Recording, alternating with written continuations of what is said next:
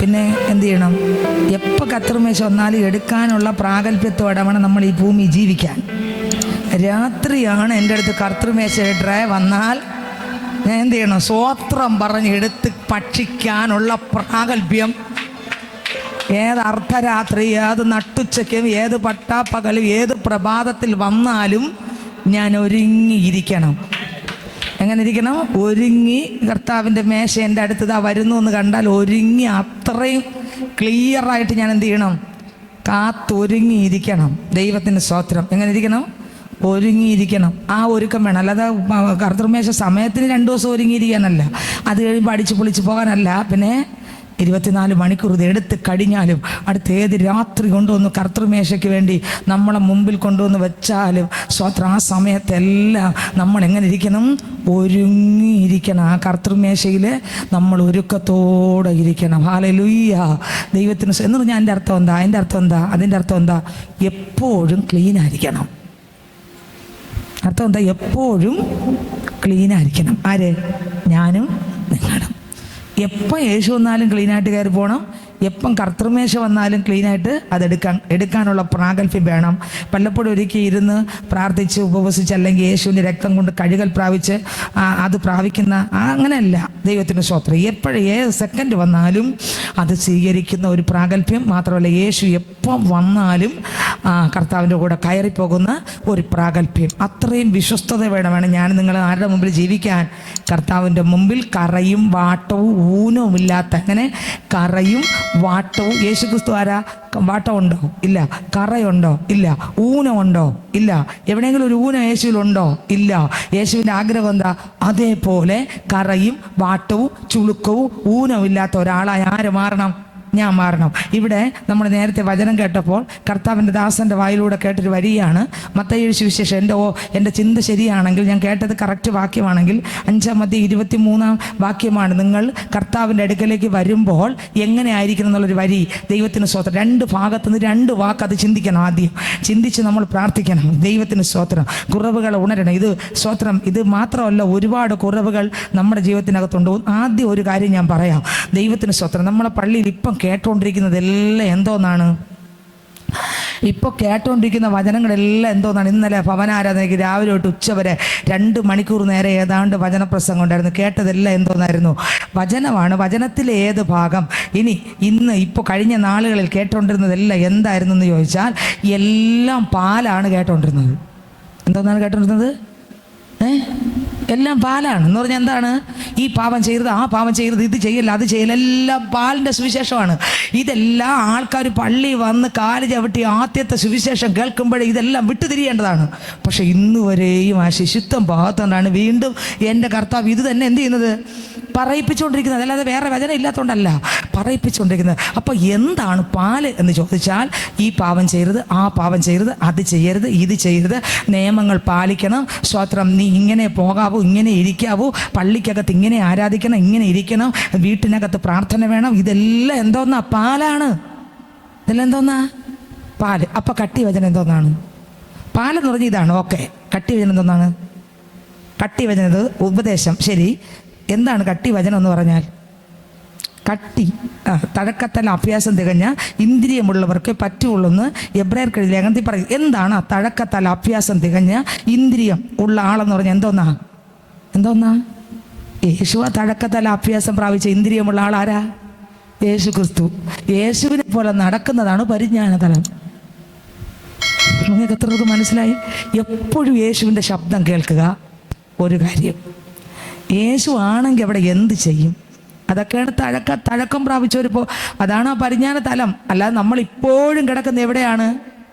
പാല് നിബിളും കുപ്പിയും വായിൽ വെച്ചുകൊണ്ടാണ് ഇരിക്കുന്നത് ഇപ്പോഴും നമ്മളെ സഭയ്ക്കകത്ത്. പക്ഷെ എവിടെയാണ് നമ്മൾ നടക്കേണ്ടത്? പരിജ്ഞാനത്തിൽ. എങ്ങനെ? യേശു നടന്നതുപോലെ, യേശു പ്രാർത്ഥിച്ചതുപോലെ, യേശു ആരാധിച്ചതുപോലെ, യേശു ദൈവത്തോട് അടുത്തിരുന്നത് പോലെ, യേശു ദൈവശബ്ദം എപ്പോഴും കേട്ടതുപോലെ, യേശു പിതാവിൻ്റെ ഇഷ്ടത്തിനായി ഏൽപ്പിച്ചു കൊടുത്തതുപോലെ, യേശു എങ്ങനെയായിരുന്നോ അതുപോലെ, യേശു ദീർഘക്ഷമ കാണിച്ചതുപോലെ, യേശു ശത്രുവിനെ സ്നേഹിച്ചതുപോലെ. ഇപ്പോൾ നമ്മൾ സ്തോത്രം ഏതെങ്കിലും ഒരു തെറ്റ് ചെയ്ത് നമുക്ക് ആരെയും നീ ഇപ്പോൾ ചെയ്തത് ഹെൽമെറ്റ് ഇല്ലാതെ അവിടെ കൂടെ പോയില്ലേ, അത് തെറ്റ് എന്നൊരാൾ പറഞ്ഞു തരണം. അതിൻ്റെ അർത്ഥം എന്താ? മക്കളെ, നീ ഇപ്പോഴും പാൽക്കുപ്പി വായിൽ പള്ളിയിൽ മുടങ്ങാതെ എല്ലാ ആരാധനയ്ക്കും പങ്കെടുക്കണം. ഏതാ പരിജ്ഞാന വചനമാണോ? കട്ടിയുള്ള വചനമാണോ? പിന്നെ എന്തോന്നാ അത്? പാല്, ആരംഭം, ശിശുവിനോടാണ് പറയുന്നത്. കുഞ്ഞുങ്ങളോട് BBS പറഞ്ഞില്ല, മക്കൾ എല്ലാ ദിവസവും നിങ്ങൾ പ്രാർത്ഥിക്കണം. ഇതേത് വചനം? കൊച്ചുങ്ങളോട് പറയുന്ന വചനം ഏതാ? പാലല്ലേ കൊടുക്കുന്നത്? ഇതല്ലേ ഇപ്പം കിട്ടുന്നിക്കൊണ്ടിരിക്കുന്നത്. പക്ഷെ അതാണോ പറയേണ്ടത്? അല്ല. ഒരാൾ പറയാതെ എൻ്റെ പ്രാർത്ഥന ജീവിതമായി മാറണം. മാറുന്ന തലമാണ് പരിജ്ഞാനത്തിൽ പ്രാർത്ഥനയുടെ തലം. ദൈവത്തിന് സ്തോത്രം. കർത്താവിൻ്റെ ശബ്ദം കേട്ട് നടക്കുമ്പോൾ ഒരു ഉദാഹരണം ഞാൻ ഇന്ന് രാവിലെ എൻ്റെ മോനോട് പറഞ്ഞൊരു വരി, നിങ്ങൾ ചിരിക്കണ്ട, ഞാൻ പറഞ്ഞൊരു വരി. മക്കളെ, നീ അമ്മ കേൾക്കുമ്പോൾ ഒന്നും നിൻ്റെ കയ്യിൽ നിന്നിട്ട് മോശമായിട്ട് കള്ളായിട്ടൊന്നും പറയരുത്. എല്ലാം എന്തേ പറയാവൂ? ഇനി നിൻ്റെ കല്യാണം കഴിഞ്ഞാൽ അമ്മ ചോദിക്കുമ്പോൾ എല്ലാം സത്യമായിട്ട് ഞാൻ പറഞ്ഞ ഒരു വരി, നീ കള്ളമൊന്നും എന്നോട് എന്ത് കാര്യം ചോദിച്ചാലും ഉള്ള സത്യമേ, അത് കഴിഞ്ഞിട്ട് നീ സത്യമേ പറയും. ഇത് പാലാണോ കട്ടിയാണോ? പാല്. കട്ടി എന്തോന്നാ? ഇതൊന്നും പറഞ്ഞില്ലെങ്കിലും ഒരാളിൻ്റെ അകത്ത് യേശു വരുമ്പോൾ സത്യം മാത്രമേ പറയാൻ പറ്റൂ. കണ്ടോ? ഇതാ തഴക്കം വന്നുണ്ടോ? അവിടെ കള്ളമേ ഇല്ല. ഇനി എന്ത് തെറ്റത വന്നു പോയാലും കള്ളമേ തെറ്റ് വരൂല. തഴക്കം വരുന്ന ആളിന് എന്ത് വരൂല? ഭയങ്കര വലിയ തെറ്റൊന്നും ചിലപ്പം ചെറിയത് വന്നായിരിക്കും, പെട്ടെന്നൊന്നും എന്ത് ചെയ്യും? വീഴും. സ്വതന്ത്രം നിങ്ങൾക്ക് എത്രയൊക്കെ മനസ്സിലായി? ഈ ഒരു തലത്തിൽ ജീവിക്കേണ്ടവരാണ് ഈ എത്രയോ വർഷം മുമ്പ്. പക്ഷെ ഇപ്പോഴും നമ്മൾ ഏതിൽ കിടക്കുകയാണ്? രക്ഷിക്കപ്പെട്, മാനസാന്തരപ്പെട്, സ്നാനപ്പെട്, പരിശുദ്ധാത്മാവിനെ പ്രാപിര്, പള്ളി ആരാധന മുടങ്ങല്, നീ വന്നിരി, നിനക്ക് ബുദ്ധിമുട്ടുണ്ടെങ്കിൽ നിങ്ങൾ കുടുംബമായിട്ട് വന്നിരുന്നാൽ മാറും. ഇതെല്ലാം എന്തോന്നാ ഇതെല്ലാം എന്തോന്നാ? പാല്. നിബിളും കുപ്പിയും വെച്ച് കുഞ്ഞിനോട് പറഞ്ഞു, മക്കളെ പ്രാർത്ഥിക്കുമ്പോൾ ഇതെല്ലാം മാറും എന്ന് പറയൂലേ? ഇതാരോടാ പറയുന്നത്? പക്ഷെ നമ്മളിപ്പം എത്ര വയസ്സായിട്ടും എത്ര വർഷമായിട്ടും എവിടെ കിടക്കയാ? ഒരു ഭാരം വരുമ്പോൾ നമ്മളെ കുഞ്ഞ് ഭയങ്കരത്തിൽ കരയും. നമ്മൾ ഓടിച്ചെന്ന് എടുത്ത് തോളത്തിട്ട് ഒരു തട്ട് കൊടുത്തിട്ട് പോട്ട് മക്കളെന്ന് ഒരുമ്പം കൊടുക്കുമ്പോൾ പിള്ള കരച്ചിൽ. 45, 48, 55, 65 വയസ്സായ ആളിന് ഒരു ചെറിയ വിഷമം വരുമ്പോൾ സ്വത്ര ആരെങ്കിലും ഓടിച്ചെന്ന് ഒന്ന് ചേർത്ത് വെച്ച് ഒരു തട്ട് കൊടുത്തില്ലെങ്കിൽ അവർക്കത് ആനന്ദം. അപ്പോഴിപ്പോഴും ഇവിടെ കിടക്കയാ? നിങ്ങൾ നോക്ക്, ഞാൻ പറഞ്ഞ വേറെ ഒന്നുമല്ല, ഇതെല്ലാം നമ്മൾ മനസ്സിലാക്കണം. ഈ പള്ളിയിൽ കേൾക്കേണ്ടത് എന്തോന്നാണ്? തഴക്കത്തല അഭ്യാസം തികഞ്ഞ ഇന്ദ്രിയമുള്ളവർക്ക് അനുഭവിക്കാൻ പറ്റുന്ന തലമാണ് നമ്മുടെ പള്ളിക്കകത്ത് വെളിപ്പെടേണ്ടത്. പക്ഷേ വെളിപ്പെടാത്ത കാര്യം എന്തുകൊണ്ടെന്ന് ചോദിച്ചാൽ, അതെന്തുകൊണ്ട് ഫുള്ളായിട്ട് നമ്മുടെ സഭയ്ക്കകത്ത് വരുന്നില്ലെന്ന് ചോദിച്ചാൽ, ഇപ്പോഴും ശിശുക്കളുണ്ട്. അതുകൊണ്ട് ആ ശിശുക്കൾക്ക് വേണ്ടിയുള്ള പാലാണ് നമുക്കിപ്പോഴും പള്ളി മുടങ്ങല്, കള്ളം പറയൽ, ദേഷ്യപ്പെടൽ, അടിയുണ്ടാക്കല്, പിണങ്ങല്, ക്ഷമിക്കണം, താഴണം, കേട്ടില്ലെന്ന് വെക്കണം, കണ്ടില്ലെന്ന് വെക്കണം, ഭാര്യയെ ഉപദ്രവിക്കല്, ഭർത്താവിനെ ഉപദ്രവിക്കല്, ഭർത്താവിനെയും ഭാര്യ ഒന്നും പറയല്, വീട്ടിനകത്ത് പറയുന്ന അകത്തുള്ള പ്രശ്നം അകത്ത് തീരണം, പുറത്ത് കേൾക്കുക. ഇതെല്ലാം എന്തോന്നാ? പാല്. ഇതെല്ലാം എന്തോന്നാ? പക്ഷെ കട്ടിയായിട്ടുള്ളത് വരുമ്പോഴോ, തഴക്കം വരുമ്പോഴോ, ഇതൊന്നും ആരും എന്ത് ചെയ്യണ്ട. ആത്മാവ് ഉപദേശിച്ച് അവരെ നേര് വഴിയിലൂടെ ആത്മാവ്. അതുകൊണ്ടാണ് 1 യോഹന്നാൻ ലേഖനത്തിൽ പറയുന്നത്, അവർക്ക് ആരുടെ ഉപദേശം 2:27 എന്നാണ് എൻ്റെ ഓർമ്മ, കറക്റ്റാണോന്ന് അറിഞ്ഞുകൂടാ. അവരെ ആരും ഉപദേശിക്കേണ്ട കാര്യമില്ല എന്ന് പറഞ്ഞാൽ അതിൻ്റെ അർത്ഥം എന്താ? ഈ തഴക്കം വരുന്നവരുടെ കാര്യം, അല്ലാതെ എല്ലാവരുടെ കാര്യമല്ല. സ്വത്രം. ആത്മാവ് അവരോട് പറയും, മക്കളെ നീ സ്വത്രം ഇന്നത് ചെയ്തില്ലല്ലോ, ഇന്നത് ചെയ്. ആത്മാവ് പറയും. ടക്കൻ എന്ത് ചെയ്യും? ആ പാപം വരും മുമ്പേ ആ പാപത്തിൽ നിന്ന് രക്ഷപ്പെട്ടിരിക്കും. പ്രാർത്ഥിക്കേണ്ട സമയമാകുമ്പോൾ ആത്മാവ് എന്ത് ചെയ്യും? പ്രസ് ചെയ്യും. ആത്മാവിൽ പ്രാർത്ഥിക്കും നമ്മൾ. ദൈവത്തിന് സ്തോത്രം. അവിടെ വേറെ ഒരു വിഷയവും വരൂല. ആ ഒരു തഴക്കത്തിൽ നമ്മൾ ജീവിക്കേണ്ട കാലം കഴിഞ്ഞു. പക്ഷെ ഇപ്പോഴും എന്താ? 23, 27 ആണോ? വായിച്ചേ. 2:27 അല്ലേ? 1 യോഹന്നാൻ 2:27. അവനാൽ പ്രാപിച്ച അഭിഷേകം നിങ്ങളിൽ വസിക്കുന്നു. കണ്ടോ? എന്നിൽ വസിക്കുന്നു. ആരും നിങ്ങളെ ഉപദേശിപ്പാൻ ആവശ്യമില്ല. എന്താണ് അതിൻ്റെ അർത്ഥം? ഒരു പാസ്റ്റർ, ഒരു സിസ്റ്റർ, ഒരു ബ്രദർ ഒന്നും എന്നോടൊന്നും പറയണ്ട, എനിക്കെല്ലാം അറിയാം. അതാണോ? അല്ല. പിന്നെയോ, ഓരോ ഘട്ടമായി ഇഴയുന്ന കുഞ്ഞ് അല്ലെങ്കിൽ ജനിച്ച കുഞ്ഞ് പതുക്കെ കുഞ്ഞ് അടുത്ത് കമരാനാണ്. വീട്ടുകാരെല്ലാം നോക്കിയിരിക്കുന്ന കമരാൻ. അടുത്ത് കമരും മുമ്പേ കണ്ണിൽ നോക്കുന്നുണ്ടോ, ശബ്ദം കേൾക്കുന്നുണ്ടോ, കുഞ്ഞിൻ്റെ ഓരോ കാര്യങ്ങൾ ശ്രദ്ധിക്കൂലേ? ഓരോ ദിവസവും കഴിയും തോറും കുഞ്ഞിനെ നമ്മൾ ശ്രദ്ധിക്കൂലേ? കുഞ്ഞിൻ്റെ മൂക്ക് ശ്രദ്ധിക്കും, കണ്ണ് ശ്രദ്ധിക്കും, അതിൻ്റെ ചലനം ശ്രദ്ധിക്കും. അത് മുഖത്തോട് നോക്കും, ചിരിക്കുന്നോ നോക്കും, കരയുന്നോ നോക്കും, കാത് കൊണ്ട് ശ്രദ്ധിക്കുന്നുണ്ടോ നോക്കും. പിന്നെ അടുത്ത് നമ്മൾ നോക്കുന്ന എന്തോന്നാണ്? കമരുന്നുണ്ടോ നോക്കും, കമർന്നിട്ട് തല പൊങ്ങുന്നുണ്ടോന്ന് നോക്കും, കമന്നിട്ട് എഴയുന്നുണ്ടോ നോക്കും, കാല് മടങ്ങുന്നുണ്ടോ നോക്കും. ഇതെല്ലാം നോക്കൂലേ? നോക്കും, എല്ലാം നോക്കും. ഇതുപോലെ ഒരു ക്രിസ്തുവിൽ ജനിച്ച പൈതൽ ആദ്യം ഇതുപോലെയാണ് വരുന്നത്. ഓരോ ഘട്ടങ്ങളായി വളർന്ന് വളർന്ന് വളർന്ന് വളർന്ന് പിന്നെ ഒരാൾ പിടിച്ചു നടത്തിയില്ലെങ്കിൽ വീഴും. അങ്ങനെയാവും. പിന്നെ താനെ നടക്കാൻ തുടങ്ങും. ഏതിൽ? ആത്മാവിൽ. ആത്മാവിൽ നടന്ന് അവസാനം കർത്താവിൻ്റെ അടുത്ത് കയറി പോകുമ്പോൾ കർത്താവ് നടന്നതുപോലെ ആ തികവിലെത്തി എവിടെ പോകും? പിന്നെ ആരും, നിങ്ങൾക്ക് എത്രയൊക്കെ മനസ്സിലായി? അതുവരെ ഉപദേശിക്കുന്നത് ആരാകത്തിരുന്ന്? പരിശുദ്ധാത്മാവ്. എന്ന് പറഞ്ഞാൽ ഏത് ഭാഗത്തൂടെ പോകുമ്പോഴും ആത്മാവ് പറയും, നീ പറയുന്നത് തെറ്റാണ്, നീ ചെയ്യുന്ന തെറ്റാണ്, ശരി ഇതാണ് എന്ന് പറഞ്ഞു തരുന്ന ഒരു തലം, ആ ഒരു ഭാഗം നമ്മുടെ അകത്തുണ്ട്. അത് കർത്താവിൽ നിറഞ്ഞു വരുമ്പോഴാണ്, അവിടെയാണ് വ്യത്യാസം വരേണ്ടത്. പക്ഷേ ഇന്നും നമ്മൾ എന്ത് ചെയ്യുന്നു? പറയുകയാണ്, മക്കൾ അത് ചെയ്യല്, ഇത് ചെയ്യല്, ഇങ്ങനെ ചെയ്യല്, ഉടക്കുണ്ടാക്കൽ, പിണങ്ങിയിരിക്കൽ. അതുപോലത്തെ വചനമാണ് ഇപ്പോൾ പറയാൻ പോകുന്ന 2 വാക്യം. എടുത്ത് 2 വാക്യം എടുക്കണം. 5:23, മത്തായി 5-ാം 23-ാം വാക്യം മുതൽ 23-ാം വാക്യം വരെ വായിച്ചേ. 23-24. ആകയാൽ നിന്റെ വഴിപാട് യാഗപീഠത്തിങ്കൽ കൊണ്ടുവരുമ്പോൾ സഹോദരന് നിന്റെ നേരെ വല്ലതും ഉണ്ടെന്ന്. എനിക്ക് സഹോദരനോട് പിണക്കം ഉണ്ടെങ്കിലല്ല അതിൽ കിടക്കുന്നത്. പിന്നെ എനിക്ക് അയാളോട് പിണക്കമില്ല, എനിക്ക് അയാളോട്, പക്ഷെ അയാൾക്ക് എന്നോട്, എനിക്ക് അയാളോട് എന്തില്ല, പക്ഷെ അയാൾക്ക് എന്നോട്, എനിക്ക് അയാളോട് ഒരു പിണക്കവുമില്ല, പക്ഷെ അയാൾക്ക് എന്തിനോട്. അപ്പോൾ എൻ്റെ പ്രാർത്ഥന നിർത്താം. അപ്പം നിങ്ങൾ ചിന്തിച്ചു നോക്ക്. എനിക്ക് അയാളോട് പിണക്കമില്ല, ഞാൻ അയാൾക്ക് വേണ്ടി പ്രാർത്ഥിച്ചുകൊണ്ടിരിക്കുകയാണ്. ഒരു വിരോധം, വെറുപ്പും വിദ്വേഷവും ഒന്നും ആരോടില്ല, അടുത്തൊരാളിനോട്. പക്ഷെ ഇല്ലെങ്കിൽ അയാൾക്ക് എന്നോട് ഉണ്ട്. അപ്പം ഞാൻ ആരടുത്ത് പോകണം? എനിക്കുണ്ടായിട്ടല്ല പോകുന്നത്. നിങ്ങൾ ചിന്തിച്ചു, നമ്മൾ ആരെങ്കിലും പോകുമോ ഇതുപോലെ? ഇതും എന്താണ്? പാലാണ്. ഇതുപോലും നമ്മൾ ഇന്നുവരെയും മാറിയിട്ടില്ല. ഒന്നുകൂടെ വായിച്ച് തെറ്റരുത്.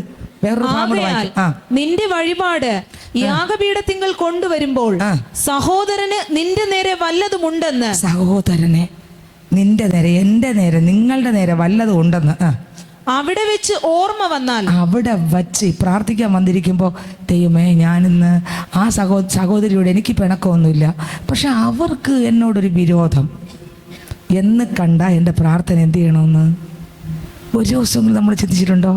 നമ്മൾ ചിന്തിക്കുന്നതാണ് എനിക്ക് അവരോടൊരു വിരോധവും, പക്ഷെ കർത്താവ് പറഞ്ഞ അതല്ല. നിനക്ക് അവരോടുണ്ടോന്നല്ല, അവർക്ക് നിന്നോടുണ്ടോന്നാണ്.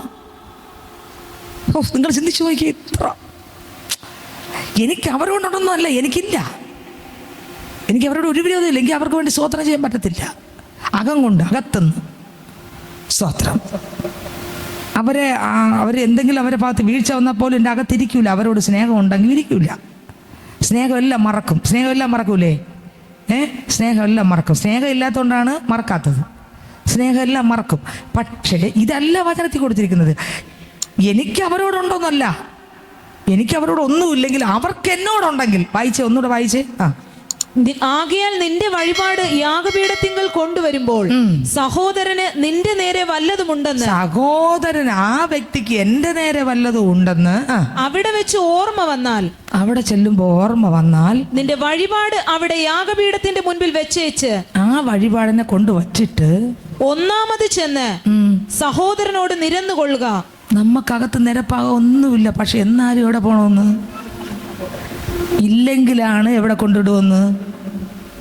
നമുക്കില്ല വിരോധം, പക്ഷേ നമ്മൾ ആ വിരോധം ഇല്ലാത്ത ആളിൻ്റെ അടുത്ത് പോകണമെന്ന്.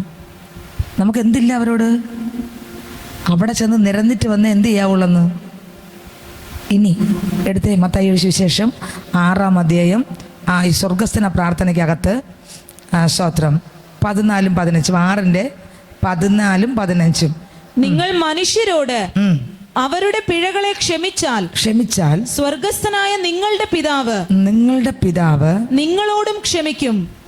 അപ്പോൾ ഞാൻ മറ്റൊരാളിനോട് ക്ഷമിച്ചില്ലെങ്കിൽ എന്നോട് എന്ത് ചെയ്യൂല? ക്ഷമിക്കൂല. എനിക്ക് ആരോടെങ്കിലും ഒരു കറുപ്പോ വിരോധമോ ഉണ്ടായിട്ട് ആ കറുപ്പും വിരോധവും ഞാൻ തീർക്കാതെ വന്നിരുന്ന എത്ര കർത്താവ് ഞാൻ ഇന്ന ആളിനെ കുറ്റപ്പെടുത്തി, ഇന്ന ആളിനെ ഇങ്ങനെ പറഞ്ഞു, ഇങ്ങനെ മോശം സംസാരിച്ചു, കള്ളത്തനം പറഞ്ഞു, കപടം പറഞ്ഞു, അല്ലെങ്കിൽ എന്തോ ആകട്ടെ, കർത്താവ് അങ്ങയുടെ ഹിതപ്രകാരം പ്രാർത്ഥിക്കാൻ എനിക്ക് പറ്റിയില്ല, അങ്ങ് ഇഷ്ടപ്പെടുന്ന രീതിയിൽ ജീവിക്കാൻ എനിക്ക് പറ്റിയില്ല. ഇതൊക്കെ ഞാൻ പ്രാർത്ഥിക്കുന്ന വരികളാണ്. കർത്താവെ, അങ്ങയുടെ ജീവനിലെല്ലാം ചെയ്യാൻ എനിക്ക് പറ്റിയില്ല അപ്പ, അങ്ങ് പ്രതീക്ഷിച്ച പോലെ പ്രാർത്ഥിക്കാൻ എനിക്ക് പറ്റിയില്ല അപ്പ, അങ്ങേ പ്രസാദിപ്പിക്കുന്ന ഒന്നും എനിക്ക് ചെയ്യാൻ പറ്റിയില്ല ഇതൊക്കെ ഞാൻ പ്രാർത്ഥിക്കുന്ന വരികളാ. ദൈവത്തിന് സ്തോത്രം. അപ്പച്ച അങ്ങ് സന്തോഷിക്കുന്ന ഒന്നും എന്നിലൂടെ വന്നില്ല കർത്താവേ. അങ്ങ് ആനന്ദിക്കത്തക്ക നിലവാരത്തിൽ ഒന്നും എന്നിലൂടെ വന്നില്ലല്ലോ അപ്പ. എൻ്റെ ശരീരം ജഡമാണല്ലോ. എൻ്റെ ശരീരം മൊത്തം കർത്താവിലൊന്ന് നിറയ്ക്കണേ, കർത്താവ് ഒന്ന് നിറയണേ. ഹല്ലേലൂയ. നോക്കിക്കേ, ഇവിടെ പറയുന്നു, ഞാൻ ആരോടെങ്കിലും ക്ഷമിച്ചില്ലെങ്കിൽ എന്നോടും ഞാൻ പാപയാറ്റു പറഞ്ഞ് എന്ത് ഏത്തില്ല, ക്ഷമിക്കയില്ല. വായിച്ചേ, ഒന്നുകൂടെ വായിച്ചേ. രണ്ടും തമ്മിൽ വ്യത്യാസം മനസ്സിലായോ? അവിടത്തെ ഇവിടത്തെയും. അവിടെ എനിക്ക് അവരോട് വിരോധമില്ല, പക്ഷെ അവർക്കാണ് എന്നോട് വിരോധം. എന്നാൽ അവരെൻ്റെ അടുത്ത് വരണമെന്നല്ല, ഞാൻ അവരുടെ അടുത്ത് പോയി, നിങ്ങൾക്ക് എത്രയൊക്കെ മനസ്സിലായി? ഞാൻ അവരുടെ അടുത്ത് പോയി നിരക്കണം. അടുത്ത് ഇപ്പൊ വായിച്ചൊന്നുകൂടെ. നിങ്ങൾ മനുഷ്യരോട് അവരുടെ പിഴകളെ ക്ഷമിച്ചാൽ സ്വർഗസ്ഥനായ നിങ്ങളുടെ പിതാവ് നിങ്ങളോടും ക്ഷമിക്കും. അടുത്ത്, നിങ്ങൾ മനുഷ്യരോട് പിഴകളെ ക്ഷമിക്കാഞ്ഞാലോ, ഇനി ഞാൻ ക്ഷമിച്ചില്ലെങ്കിലോ, അടുത്ത്, നിങ്ങളുടെ പിതാവ് നിങ്ങളുടെ പിഴകളെയും ക്ഷമിക്കയില്ല. ഇത് മാറോ? ഈ വരി മാറോ? ആകാശം മാറിയാലും ഭൂമി മാറിയാലും എന്ത് മാറിയാലും ഇത് എന്ത് ചെയ്യൂല? മാറേയില്ല, മാറാൻ പോകുന്നില്ല, മാറൂല. ഒന്ന്, എനിക്ക് ആരോടും വിരോധമില്ല, പക്ഷെ ചിലർക്ക് എന്നോട് അവരടുത്ത് നിന്ന് എന്ത് ചെയ്യണം? നിരപ്പ് വരണം. നിങ്ങൾ ചിന്തിച്ചു നോക്കുക. അപ്പോൾ എത്ര പേരുടെ അടുത്ത് പോകണമെന്ന് നോക്കിയേ. ഓരോരുത്തരും ചിന്തിക്കുക, എൻ്റെ അമ്മോ ഒരുപാട് പേരുടെ അടുത്ത് പോകണമില്ല. ഞാൻ വല്ലവതിനെ എനിക്ക് അയാളോടുള്ള വിരോധത്തെ പ്രാർത്ഥിച്ച് രക്ഷപ്പെട്ടു. പക്ഷേ അയാൾക്ക് എന്നോടുള്ള വിരോധം പോയില്ലല്ലോ, ഞാൻ ഇനി എന്ത് ചെയ്യും എന്നല്ലേ ചിന്തിക്കുന്ന ഒരു വലിയ ലിസ്റ്റ് നമുക്ക് കാണൂലേ ഓരോരുത്തർക്കും. നിങ്ങൾ ചിന്തിച്ചു നോക്കി എന്ത് ചെയ്യും? പക്ഷെ കർത്താവിൻ്റെ മുമ്പിൽ നീക്കുപോക്കൊന്നുമില്ല, പോയേ പറ്റൂ. പോകുമ്പോൾ എന്ത് സംഭവിക്കുന്നറിയാമോ? ചില വൻ മതിലുകളെല്ലാം ഹല്ലേലൂയ, ആമേൻ, ഹല്ലേലൂയ. ചില വൻമതിലുകൾ, ചില കോട്ടകൾ, ചില ദുഷ്ടശക്തികൾ, ചില പ്രതിസന്ധികൾ, ചില പ്രതികൂലങ്ങൾ, ചില പർവ്വതങ്ങൾ ഹല്ലേലൂയ ഇടിഞ്ഞങ്ങ് വീഴും. എവിടെ പോകുമ്പോൾ നമ്മൾ അങ്ങോട്ട്, അവരിങ്ങോട്ട് വന്നതല്ല, നമ്മൾ അങ്ങോട്ട്. ഈ വചനം ആർക്കൊക്കെ ഇറങ്ങുമെന്ന് എനിക്ക് അറിഞ്ഞുകൂടാ. ആർക്കും എല്ലാവർക്കും ഒന്നും ആരാധിക്കാനൊന്നും പറ്റില്ല ഇത് കേട്ടാൽ. അല്ലെങ്കിൽ ഇത് മനസ്സിലാകാൻ പറ്റുന്നുണ്ടോയെന്ന് എനിക്ക് അറിഞ്ഞുകൂടാ. ദൈവത്തിന് സ്തോത്രം. ഒന്നാമത്തെ കാര്യം സ്തോത്രം, എന്നോട് ഇങ്ങോട്ട് ആർക്കെങ്കിലും എന്തെങ്കിലും വിരോധം ഉണ്ടെന്ന് ഓർമ്മ വന്നാൽ, ഞാൻ ഒരാളിനോട് പ്രാർത്ഥിച്ചുകൊണ്ടിരിക്കുകയാണ്. ഞാൻ അയാളെ ഒത്തിരി സ്നേഹിക്കുന്നു, അവരുടെ കുടുംബത്തെ ഒത്തിരി സ്നേഹിക്കുന്നു. ഞാൻ പ്രാർത്ഥിച്ചുകൊണ്ടിരിക്കുക, ഒരാളിനെ ഒത്തിരി സ്നേഹിക്കുന്നു, ഒത്തിരി കാര്യങ്ങൾ അവരെ ഒത്തിരി സ്നേഹിക്കുന്നു, കാണാൻ ഇഷ്ടപ്പെടുന്നു. കണ്ടില്ലെങ്കിൽ എനിക്ക് കാണണമെന്ന് തോന്നും. ഞാൻ പ്രാർത്ഥിച്ചിട്ടുണ്ട്, കർത്താവ് എനിക്കൊന്ന് കാണണം. ഞാൻ യാത്ര ചെയ്യുമ്പോഴെല്ലാം നോക്കാറുണ്ട്. സാധാരണ ശ്രദ്ധിക്കാത്ത ആളാണ്, പക്ഷെ കാണണമെന്ന് ആഗ്രഹം തോന്നിയാൽ ഞാൻ ശ്രദ്ധിക്കും. ഞാൻ ഇന്ന ആളിനെ കാണുന്നുണ്ടോയെന്ന് ഞാൻ ശ്രദ്ധിക്കുന്ന ആളാണ്. പക്ഷെ അവരുടെ അകത്ത് എന്തോ ഞാൻ പോലും ചിന്തിക്കാത്ത ചില കയ്പ് കിടക്കെ. കർത്താവിനോട് പ്രാർത്ഥിച്ചുകൊണ്ടിരിക്കുക, കർത്താവേ എനിക്ക് എവിടെയെങ്കിലും ഒരു അവസരം ഒരുക്കി തരണമേ, കർത്താവ് എനിക്കൊരു അവസരം ഒരുക്കി തരണേ, എനിക്ക് അവരോട് സംസാരിക്കണം. ഞാൻ ചിന്തിക്കാത്തതോ അറിയാത്തതോണോ അവർ ഗ്രഹിച്ചു വച്ചിരിക്കുന്നത്. കർത്താവേ സ്തോത്രം, അവരോട് എനിക്ക് കണ്ടുമുട്ടണം, എനിക്ക് അരമണിക്കൂർ എനിക്ക് വേർതിരിച്ച് തരണമേ അപ്പ. അവരോട് പറയണം, ഞാൻ ഇങ്ങനെ എൻ്റെ ജീവിതത്തിൽ ഇങ്ങനെയാണ്, പക്ഷെ നിങ്ങൾ ചിന്തിക്കുന്ന പോലെ ഒന്നും എൻ്റെ ഈ ഭാഗത്തുനിന്ന് വന്നിട്ടുമില്ല, ചിന്തിച്ചിട്ടുമില്ല. ഞാൻ ജനിച്ച ശേഷം ആ വാക്ക് പറഞ്ഞിട്ടുണ്ടോ എന്ന് പോലും എനിക്ക് അറിഞ്ഞുകൂടാ എന്നുള്ള അത് പറയാൻ വേണ്ടി ഞാൻ പ്രാർത്ഥിച്ചുകൊണ്ടിരിക്കുന്നു. കാണാൻ വേണ്ടി കാത്തിരിക്കുകയാണ് ഒരു ഫാമിലിക്ക് വേണ്ടി. ഞാൻ പറഞ്ഞു വന്ന വേറെ ഒന്നും അല്ല സഹോദരങ്ങളെ. നമുക്ക് അങ്ങനെ എന്തെങ്കിലും എവിടെയെങ്കിലും ഉണ്ടെങ്കിൽ നമ്മൾ പ്രാർത്ഥിച്ചുകൊണ്ടിരിക്കുന്ന തക്ക സമയം ആകുമ്പോൾ എന്ത് ചെയ്യും? അഥവാ നമ്മളെ കണ്ണിൻ്റെ മുമ്പിലല്ല, എവിടെയെങ്കിലും അകലെയാണ് താമസിക്കുന്നത്, പെട്ടെന്ന് പോയി കാണാൻ പറ്റാത്ത സ്ഥലമാണ്, അവരുടെ നമ്പരും കോണ്ടാക്ട് ചെയ്യാൻ പറ്റാത്ത ഒരു സാഹചര്യമാണെങ്കിൽ നമ്മൾ എന്ത് ചെയ്യണം? ദൈവത്തിന് സ്തോത്രം, പ്രാർത്ഥിക്കുക. അവസരം ദൈവം എത്രയും വേഗത്തിൽ ഒരുക്കി തരും. അല്ല, ചെന്ന് കാണാൻ പറ്റിയാൽ കണ്ട് തന്നെ എന്ത് ചെയ്യണം? നിരപ്പ് പ്രാപിക്കണം. ഹല്ലേലൂയ. കണ്ട് തന്നെ എന്ത് ചെയ്യണം? നിനപ്പ് പ്രാപിക്കണം. ഞാൻ അതിന് മുമ്പ് പ്രാർത്ഥിച്ചുകൊണ്ടിരിക്കുക, കർത്താവേ ഇങ്ങനെയൊക്കെയാണ് കർത്താവേ, ഞാൻ അങ്ങനെ ഒരു വാക്ക് ജനിച്ചപ്പോൾ മുതലേ പറഞ്ഞിട്ടുണ്ടോ എന്ന് പോലും എനിക്കറിയത്തില്ല. അപ്പം അവർക്കൊരു തെറ്റിദ്ധാരണ അവൻ്റെ അകത്ത് കിടക്കുകയാണ്. മറ്റൊരാൾ പറഞ്ഞാണ് ഞാൻ അറിഞ്ഞത് കർത്താവേ, അവരുടെ അകത്ത് അത് കിടക്കുകയാണ്. അപ്പോൾ അത് അകത്ത് കിടക്കുന്നെങ്കിൽ അവർക്ക് എന്നോട് എന്തോ ഒരു കയ്പുണ്ട്, പക്ഷേ എനിക്ക് അങ്ങോട്ടില്ല. പക്ഷേ എനിക്ക് അവരെ കാണണം അപ്പാ, എനിക്ക് അവരോട് പറയണം, ഇത് പറഞ്ഞ് മനസ്സിലാക്കിയിട്ട് എനിക്ക് ക്ഷമ പറയണം. അഥവാ ഏതെങ്കിലും വന്നെങ്കിൽ കർത്താവേ സ്തോത്രം ഹല്ലേലൂയ എന്ന് പറയണം എന്നൊരു വിഷയം പ്രാർത്ഥിച്ചുകൊണ്ടിരിക്കുകയാണ്. ഇന്ന് ഞാൻ പറയട്ടെ, നമ്മുടെ ജീവിതത്തിനകത്ത് ഒരു ചെറിയ ഒരു കുറവ് പോലും കിടക്കാണ്ടിരിക്കാൻ എൻ്റെ ദൈവത്തോട് പ്രാർത്ഥിക്കുക. ക്രിസ്തു യേശുവിൻ്റെ അകത്ത് ഒന്നുമില്ലായിരുന്നു എന്നെ നിങ്ങളെ കുറിച്ച് ആഗ്രഹിക്കുന്നത്. നമ്മൾ ആഗ്രഹിക്കുമ്പോൾ ദൈവം അതിനുള്ള വഴികൾ വാതിലുകൾ ദൈവം എന്ത് ചെയ്യും? തുറക്കും. ഒന്ന് സ്തോത്രം, എനിക്ക് അങ്ങോട്ടില്ലെങ്കിലും മറ്റൊരാളിന് ഇങ്ങോട്ടുണ്ടെന്ന് ഞാൻ അറിഞ്ഞിട്ട് ചില ദിവസങ്ങളായതേ ഉള്ളൂ. അറിഞ്ഞാൽ ഞാൻ അവരെ കാണാൻ കാത്തിരിക്കുക, എവിടെയെങ്കിലും എങ്ങനെയെങ്കിലും കാണാൻ പറ്റും. മുമ്പേ അങ്ങനെയാണ് കാണാൻ അത്രയ്ക്ക് ഇഷ്ടമാണ്, അത്രയ്ക്ക് എനിക്ക് ബന്ധമുണ്ട്, അത്രയ്ക്ക് സ്നേഹമുണ്ട്. പക്ഷെ അവരുടെ അകത്ത് എന്തോ ഒരു കളങ്കം വീണു, എന്തോ ഒരു തെറ്റിദ്ധാരണ വീണു. ദൈവത്തിന് സ്വത്രം. അത് അറിഞ്ഞത് ഇപ്പോഴായിട്ടാണ് അറിഞ്ഞത്. അപ്പോഴും മുതൽ പ്രാർത്ഥിച്ചുകൊണ്ടിരിക്കുകയാണ്, കർത്താവേ അവസരം തരണേ. ഓ ഹല്ലേലൂയ. ഞാൻ പറയട്ടെ, നമുക്ക് അങ്ങോട്ടില്ലെങ്കിലും അവർക്ക് ഇങ്ങോട്ടുണ്ടെന്ന് എവിടെയെങ്കിലും ഒരാളിലൂടെ കേൾവിയിലൂടെയെങ്കിലും വന്നാൽ ഉടനെ എന്ത് ചെയ്യണം? അതിനുവേണ്ടി പ്രാർത്ഥിക്കുക. ഓടിച്ചെന്ന് കണ്ട് നിരപ്പ് പ്രാപിക്കാൻ പറ്റിയ ഹൃദയം തുറന്ന് നിരപ്പ് പ്രാപിക്കാൻ ദൈവം നമ്മളെ സഹായിക്കട്ടെ. അല്ലെങ്കിൽ ഈ ജീവിതം കൊണ്ട് എന്താണ് അർത്ഥം? ഹല്ലേലൂയ. 2 സ്വത്രം, നമ്മൾ മറ്റുള്ളവരുടെ പാപം ക്ഷമിക്കാഞ്ഞാൽ. മറ്റത് മനസ്സിലായോ? നേരത്തെ പറഞ്ഞ മനസ്സിലായോ? എന്തോന്ന് ആദ്യം പറഞ്ഞ 5:23 ആര് പറയും? കറക്റ്റാ പറഞ്ഞേ.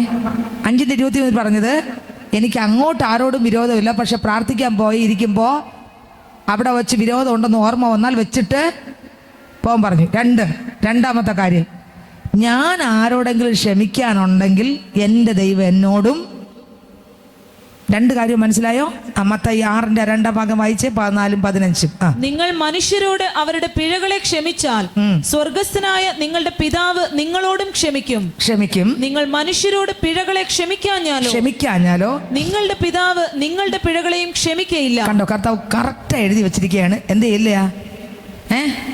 ആരോടാണ് ക്ഷമിക്കാൻ പറ്റാത്തത്? നോക്കിയേ, ഇവിടെ ഇരുന്ന് നോക്കിയേ. ക്ഷമിക്കാൻ പറ്റാത്തത് ആരോട്? നമുക്ക് ക്ഷമിക്കാൻ പറ്റാത്തത് ആരോട്? 1, ആരോടാണ് നമുക്ക് ക്ഷമിക്കാൻ? ചിന്തിച്ചു നോക്കിയേ. അങ്ങനെ പറ്റിയില്ലെങ്കിൽ പിന്നെ നമ്മൾ ക്രിസ്തുവിൻ്റെ മക്കളെന്ന് പറഞ്ഞിട്ട് എന്താണ് അർത്ഥം? യേശുവിൽ അതില്ലായിരുന്നു. സ്തോത്രം. നമ്മൾ എതിർ കക്ഷി ഭയങ്കര വിരോധമുള്ള ആളായിരിക്കാം, പക്ഷേ എനിക്ക് അയാളോട് ക്ഷമിക്കാൻ കഴിഞ്ഞില്ലെങ്കിൽ എൻ്റെ ക്രിസ്തുവിനോടുള്ള ജീവിതം കൊണ്ട് ഒരു അർത്ഥവും ഇല്ല. ഇനി സ്തോത്രം, അവർക്ക് ഇങ്ങോട്ടൊരു ഇതുണ്ടെന്ന് എനിക്ക് മനസ്സിൽ പെട്ടെന്ന് കിട്ടിക്കഴിഞ്ഞാൽ ഞാൻ അവരെ കാണണം, നിരപ്പ് പ്രാപിക്കണം. അഥവാ കാണാൻ പറ്റാത്തൊരു സാഹചര്യത്തിലാണ് താൻ പാർക്കുന്നതെങ്കിൽ, കാണാൻ പറ്റുന്നില്ല, അങ്ങനൊരു സിറ്റുവേഷൻ ആണെങ്കിൽ എന്ത് ചെയ്യണം? പ്രാർത്ഥിച്ചുകൊണ്ടിരിക്കണം. അതിനുള്ള സാഹചര്യം ആര് തുറന്നു തരും? ഉറപ്പാ തുറന്നു തരും. ഹല്ലേലൂയ. ഉറപ്പായിട്ട് തുറന്നു തരും. മത്തായി സുവിശേഷം 18:35 വായിക്കുമ്പോൾ വായിച്ചേ. 18 മത്തായി സുവിശേഷം 18:35 വായിച്ചേ. നിങ്ങൾ ഓരോരുത്തൻ സഹോദരനോട് ഹൃദയപൂർവ്വം ക്ഷമിക്കുക. എങ്ങനെ ക്ഷമിക്കണം? സിസ്റ്ററെ എന്നോട് ക്ഷമിക്കണേ എന്ന് പറഞ്ഞ് തടി തപ്പാനല്ല, പിന്നെ ഹൃദയത്തിനകത്തുനിന്നുള്ള ക്ഷമ വരണോ? അതൊത്തിരി ബുദ്ധിമുട്ടാ. നമ്മൾ കാണുമ്പം ചുണ്ടുകൊണ്ട്, അതല്ലേ പറഞ്ഞ, ആധരം കൊണ്ട് നിങ്ങൾ എന്നെ ബഹുമാനിക്കുന്നുവെങ്കിൽ ഹൃദയം കൊണ്ട് നിങ്ങൾ അകന്നിരിക്കുന്നു. ഉണ്ടോ? ആധരം കൊണ്ട് ബഹുമാനിക്കുക എളുപ്പം, ചിരിക്കാൻ എളുപ്പം, അകത്ത് കറുപ്പിച്ച് വെച്ചുകൊണ്ട് ചിരിക്കാൻ എളുപ്പം. നിങ്ങൾ ചിന്തിച്ചു നോക്കിയേ. ഹൃദയം എന്ത് ചെയ്തിരിക്കുന്നു? കപടം നിറഞ്ഞിരിക്കുന്നു. കർത്താവ് മക്കളെ, നിന്റെ ഹൃദയം വിശുദ്ധമാണെങ്കിൽ ഓക്കെ. ഓ ജീസസ്, നിങ്ങൾ ചിന്തിച്ചു നോക്കിയേ. ഓ ദൈവത്തിന് സ്തോത്രം. ഹൃദയം കർത്താവ് എവിടെ നോക്കും? ഹൃദയം നോക്കും. ഒരിക്കൽ ഒരു കാണിക്കപ്പെട്ടിയിൽ പൈസ ഇടുന്നത് യേശു ക്രിസ്തു നോക്കിക്കൊണ്ട് നിന്നു. കെട്ടുകണക്കിന് നോട്ടുള്ളവരുണ്ട് ഇടാൻ. എത്ര? കെട്ടുകണക്കിന്. അവരുടെ സമ്പത്ത് അനുസരിച്ച് അവർ ദശാംശം എല്ലാം നീക്കി വെച്ചിരുന്ന് എന്ത് ചെയ്യും? ആലയത്തിൽ കൊണ്ടുവന്നങ്ങ് കാണിക്കപ്പെട്ടിക്കകത്ത് അങ്ങ് കൊണ്ടിടും. അവർ നോക്കത്തില്ല, എല്ലാം കെട്ടോടെ കൊണ്ടങ്ങിടും. അങ്ങനെ കെട്ടോടെ കൊണ്ട് ഒരുപാട് ഇട്ടുകൊണ്ടിരിക്കുക. അതിൻ്റെ കൂട്ടത്തിൽ ഒരു വിധവയും. എല്ലാവരും ഇട്ട പൈസ ആര് കണ്ടു? ശപ്പം കണ്ടു. പക്ഷെ വിധവയുടെ പൈസ കർത്താവ് എടുത്തെടുത്ത് 2 കാശേ ഇട്ടുള്ളൂ. പക്ഷെ ഇട്ടത് പുറം കൊണ്ടായിരുന്നില്ല, ഹൃദയം കൊണ്ടായിരുന്നു.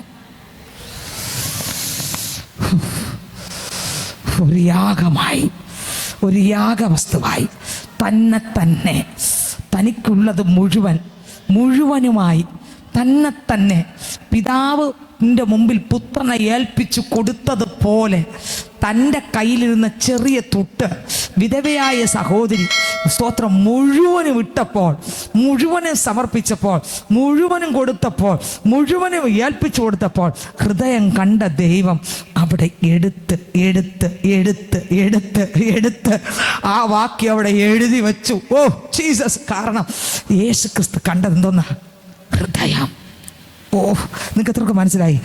നമ്മൾ പുറത്തൂടെ എന്തൊക്കെ ചെയ്യുമ്പോഴും എൻ്റെ ദൈവം ആൾക്കാരെ ആകർഷിക്കുന്ന മുഖമല്ല നോക്കുന്നത്, ആൾക്കാർക്ക് കാണാൻ പറ്റുന്ന ഹൃദയവും അതിനകത്തുള്ള കപടതകളും അതിനകത്തുള്ള വിശുദ്ധിയും രണ്ടും നോക്കും. കപടതയുണ്ടെങ്കിൽ അത് പിടിക്കും, വിശുദ്ധി ഉണ്ടെങ്കിൽ എന്ത് പിടിക്കും? അത് പിടിച്ചിരിക്കും. ഹല്ലേലൂയ. അപ്പോൾ ഒന്ന്, ആർക്കെങ്കിലും എന്നോട് കുഴപ്പമുണ്ടെങ്കിൽ, എനിക്ക് കുഴപ്പമില്ലെങ്കിൽ ഞാൻ എന്ത് ചെയ്യണം? അവരുടെ അടുക്ക ചെന്ന് അവരോട് എന്ത് ചെയ്യണം? നിരപ്പ് പ്രാപിക്കണം.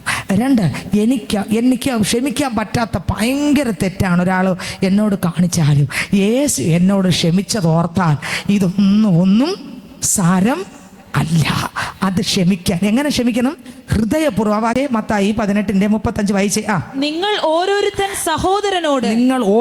സഹോദരനോട് ഹൃദയപൂർവ്വം ക്ഷമിക്കാഞ്ഞാൽ സ്വർഗസ്ഥനായ എന്റെ പിതാവ് അങ്ങനെ തന്നെ നിങ്ങളോടും ചെയ്യും. സദൃശവാക്യങ്ങൾ 21:11-13 വായിക്കുമ്പോൾ, സദൃശവാക്യങ്ങൾ 21 അധ്യായം 13 വാക്യം വായിക്കുമ്പോൾ, എളിയവന്റെ നിലവിളിക്ക് ചെവി പൊത്തി കളയുന്നവൻ താനും വിളിച്ചപേക്ഷിക്കും, ഉത്തരം ലഭിക്കയില്ല. ആരുടെ വിളിക്ക്? എളിയവൻ വിളിക്കുമ്പോൾ നമ്മൾ എന്ത് ചെയ്യും? വലിയവൻ വിളിച്ചാൽ നിൽക്കും. നിങ്ങൾ ചിന്തിച്ച് നോക്കിയേ, നമ്മളെ കുറവ് നോക്കിയേ. വലിയവൻ വിളിച്ചാൽ നമ്മൾ നിൽക്കും, എളിയവൻ വിളിച്ചാലോ? ചിന്തിച്ച് നോക്കിയേ, നമ്മളെ കുറവ് ഇതല്ല, നമ്മളെ കുറവാ. വലിയവൻ വിളിച്ചാൽ വലിയവരുടെ വീട്ടിലാണെങ്കിൽ നമ്മളെയൊക്കെ ക്ഷണിച്ചാൽ നമ്മളങ്ങ് ചാടിക്കയറി. ഒരു സാധുവിൻ്റെ വീട്ടിലാ സ്വത്രം. വലിയവൻ്റെ കുഞ്ഞുങ്ങളൊക്കെ തന്നാൽ നമ്മൾ ഓടി വാങ്ങും. ഒരു സാധുവിൻ്റെ കുഞ്ഞിനെ തന്നാലോ കയ്യിൽ വാങ്ങുമ്പോൾ ആ ഡ്രസ്സ് ശരിയല്ല, ആ കുഞ്ഞ് കറുപ്പാ, ആ കുഞ്ഞിങ്ങനെ വാങ്ങുമോ? എല്ലാം നമ്മൾ ചിന്തിക്കണം. ത്തുള്ള ചെളി ചവിട്ടിക്കഴിയാലും പോകത്തില്ല, തൊണ്ടിട്ട് വലിച്ചാലും പോകത്തില്ല, സ്ക്രബ്ബറിട്ടാലും പോകത്തില്ല, എന്തിട്ടാലും എന്ത് ചെയ്യില്ല. ഇത് യേശുവിൻ്റെ രക്തത്താലേ ഈ ചെളിയുള്ള നമ്മളാണ്. ഇതെല്ലാം നമുക്ക് പല ചിന്താഗതി നമ്മളകത്തുള്ളത് കൊണ്ടാണ്. ക്രിസ്തുവിൻ്റെ മനസ്സല്ലാത്തതുകൊണ്ട് പൊട്ടത്തില്ല നമ്മൾ. ക്രിസ്തുവിൻ്റെ മനസ്സല്ലാത്തതുകൊണ്ട്, ക്രിസ്തുവിൻ്റെ ചിന്താഗതി അല്ലാത്തതുകൊണ്ട്, ക്രിസ്തുവിൻ്റെ ഹൃദയം നമ്മുടെ അകത്തല്ലാത്തതുകൊണ്ട്, ക്രിസ്തുവിൻ്റെ ഒന്നും അല്ല നമ്മുടെ അകത്ത്. നമ്മൾ ഏതോ ഒരാൾ അങ്ങനെ പോകുന്നു, അത്രയേ ഉള്ളൂ. അതാണ് ഇതൊക്കെ. നമ്മളൊക്കെ അതിനേക്കാളും ചെളി പുറത്ത് നമ്മൾ സോപ്പൊക്കെ നല്ല രീതിയിൽ തേച്ച് നല്ല രീതിയിൽ കഴുകുന്നുണ്ട്. പക്ഷേ അകത്തുള്ള ചെളി കഴുകാൻ പറ്റാത്ത ആ ശുദ്ധിയും കപടവും ആദ്യാഗ്രഹവും പല പാപത്തിൻ്റെ ശക്തിയിൽ അകത്തിരിക്കുമ്പോൾ സ്വർഗത്തിലെ ദൈവം നോക്കുന്നത് കഴുകാത്ത കൈകൊണ്ട് ഭക്ഷണം കഴിക്കുന്ന ഒരു സാധുവിനെ അല്ല, കപട ഭക്തിയുടെ വേഷം ധരിച്ച പരീശനെ.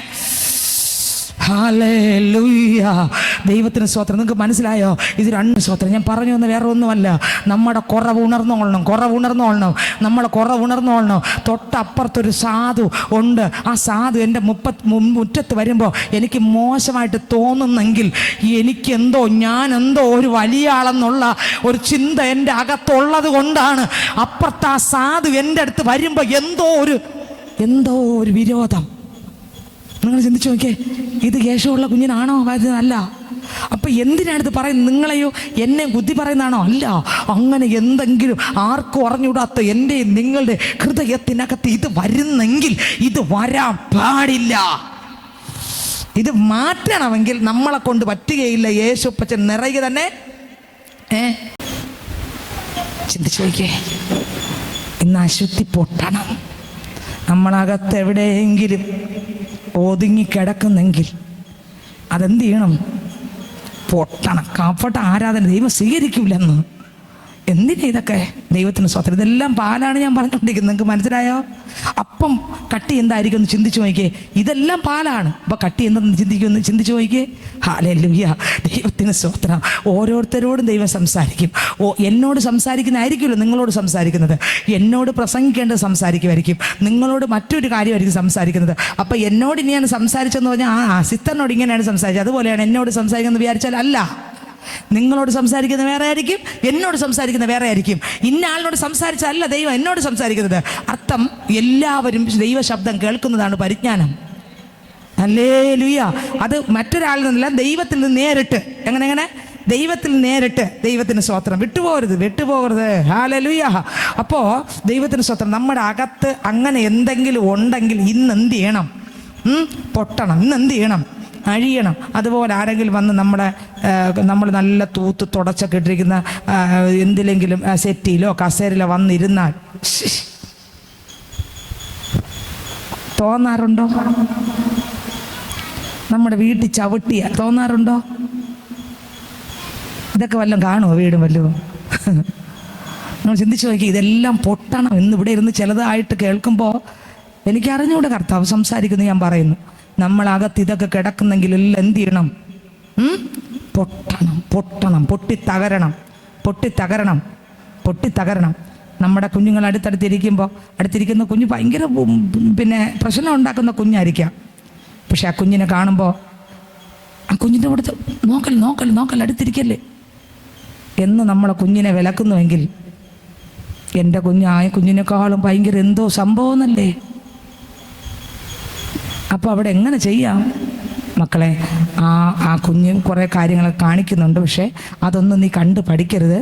നിന്നിലൂടെ യേശുവിനെ ആ കുഞ്ഞ് കാണണം എന്ന് പറഞ്ഞു കൊടുക്കുമ്പോൾ അവൻ എന്ത് ചെയ്യും? കുഞ്ഞിലേ യഥാർത്ഥം അറിയും. അല്ലെങ്കിൽ എന്തറിയും? അല്ലെങ്കിൽ അമ്മ പഠിപ്പിച്ച അല്ലെങ്കിൽ പപ്പ പഠിപ്പിച്ച ആ പാഠം കണ്ട് വലുതായാലും എന്ത് ചെയ്യൂല? ഇത് മാറൂല. നിങ്ങൾ ചിന്തിച്ചോ? മനസ്സിലാവുന്നുണ്ടോ? ഹല്ലേലൂയ. ദൈവത്തിന് സ്തോത്രം. ഹല്ലേലൂയ. നിങ്ങൾ നോക്കിക്കേ, ദൈവത്തിന് മഹത്വം. നമ്മുടെ ജീവിതത്തിനകത്ത് വലിയൊരു മാറ്റം ഉണ്ടാകണം. വിരോധം, പക, പിണക്കം, വിദ്വേഷം, കോപം, ആരോടെങ്കിലും എന്തെങ്കിലുമൊക്കെ ഉണ്ടെങ്കിൽ, എവിടെയെങ്കിലുമൊക്കെ, ഇതെല്ലാം പാലുവചനോ? ഇതൊക്കെ ഉണ്ടെങ്കിൽ സഹോദരങ്ങളെ ഞാൻ പറയാം, ദൈവത്തിന് സ്തോത്രം. ഹല്ലേലൂയ. ഇതിൽ നിന്നെല്ലാം ഇന്ന് ഫ്രീ ആവണം. എങ്ങനെ? എന്താകണം? ഫ്രീ ആകണം. ഒരു പാട്ട് പാടി നമ്മൾ ഫ്രീ ആകാൻ പോയാൽ, പാട്ട് പാടുമ്പോൾ ഫ്രീ ആകുമെന്ന് അർത്ഥം എന്താ?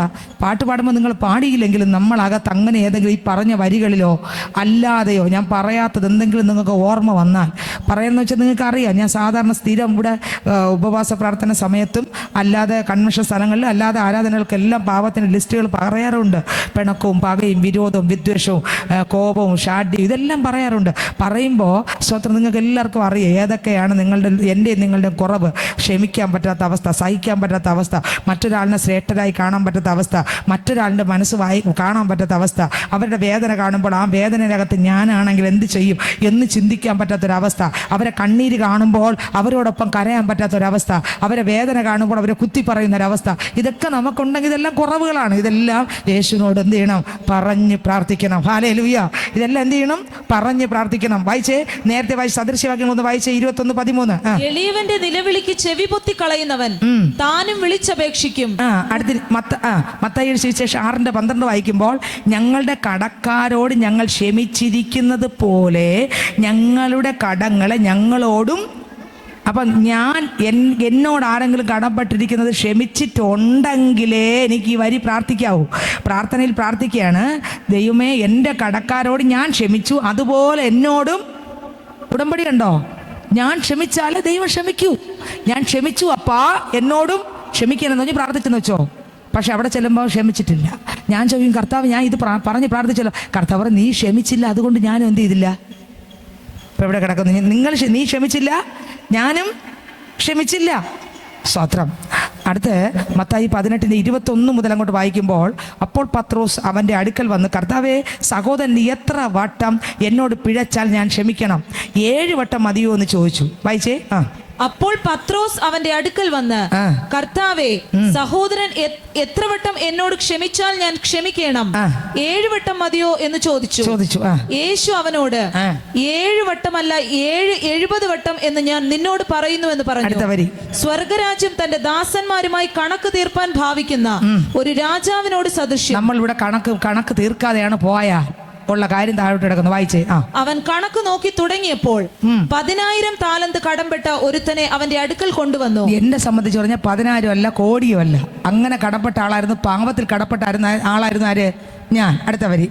അവന് വീട്ടുവാൻ വകയില്ലായികയാൽ എനിക്ക് എന്നെ കൊണ്ട് എങ്ങനെയെല്ലാം വസ്തു വിറ്റ് കൊടുത്താലും പാവം പോകത്തില്ല. അങ്ങനെ വീട്ടുവാൻ വകയില്ലാതെ കിടന്നപ്പോൾ അവന്റെ യജമാനൻ അവനെയും ഭാര്യയെയും മക്കളെയും അവനുള്ളതൊക്കെയും വിറ്റ് കടം തീർപ്പാൻ കൽപ്പിച്ചു. അടുത്ത വരി. അതുകൊണ്ട് ആ ദാസൻ വീണ് അവനെ നമസ്കരിച്ചു. അപ്പൊ ഞാൻ പറഞ്ഞു, കർത്താവേ, ഈ പാവത്തെ ക്ഷമിക്കുക ഈ ലോകത്തിൽ ആർക്കും പറ്റത്തില്ല. അതുകൊണ്ട് അങ്ങ് ക്ഷമിക്കണമേ. എൻ്റെ അപ്പ, എനിക്ക് നരകത്തിൽ പോകണ്ട, എനിക്ക് സ്വർഗത്തിൽ തന്നെ വരണം. യേശുവെ വരണം അപ്പ. എൻ്റെ പന്ന സ്വഭാവം, എൻ്റെ അകത്ത് കാണിക്കുന്ന പ്രശ്നങ്ങൾ പുറത്ത് ലോകം കണ്ടാൽ ആർക്കും എന്നെ എൻ്റെ അടുത്ത് പോലും വരാത്ത ആളാണപ്പാ. ഞാൻ പന്നയാണേ യേശുവേ, ഞാൻ ഇന്ന ആളാണപ്പാ.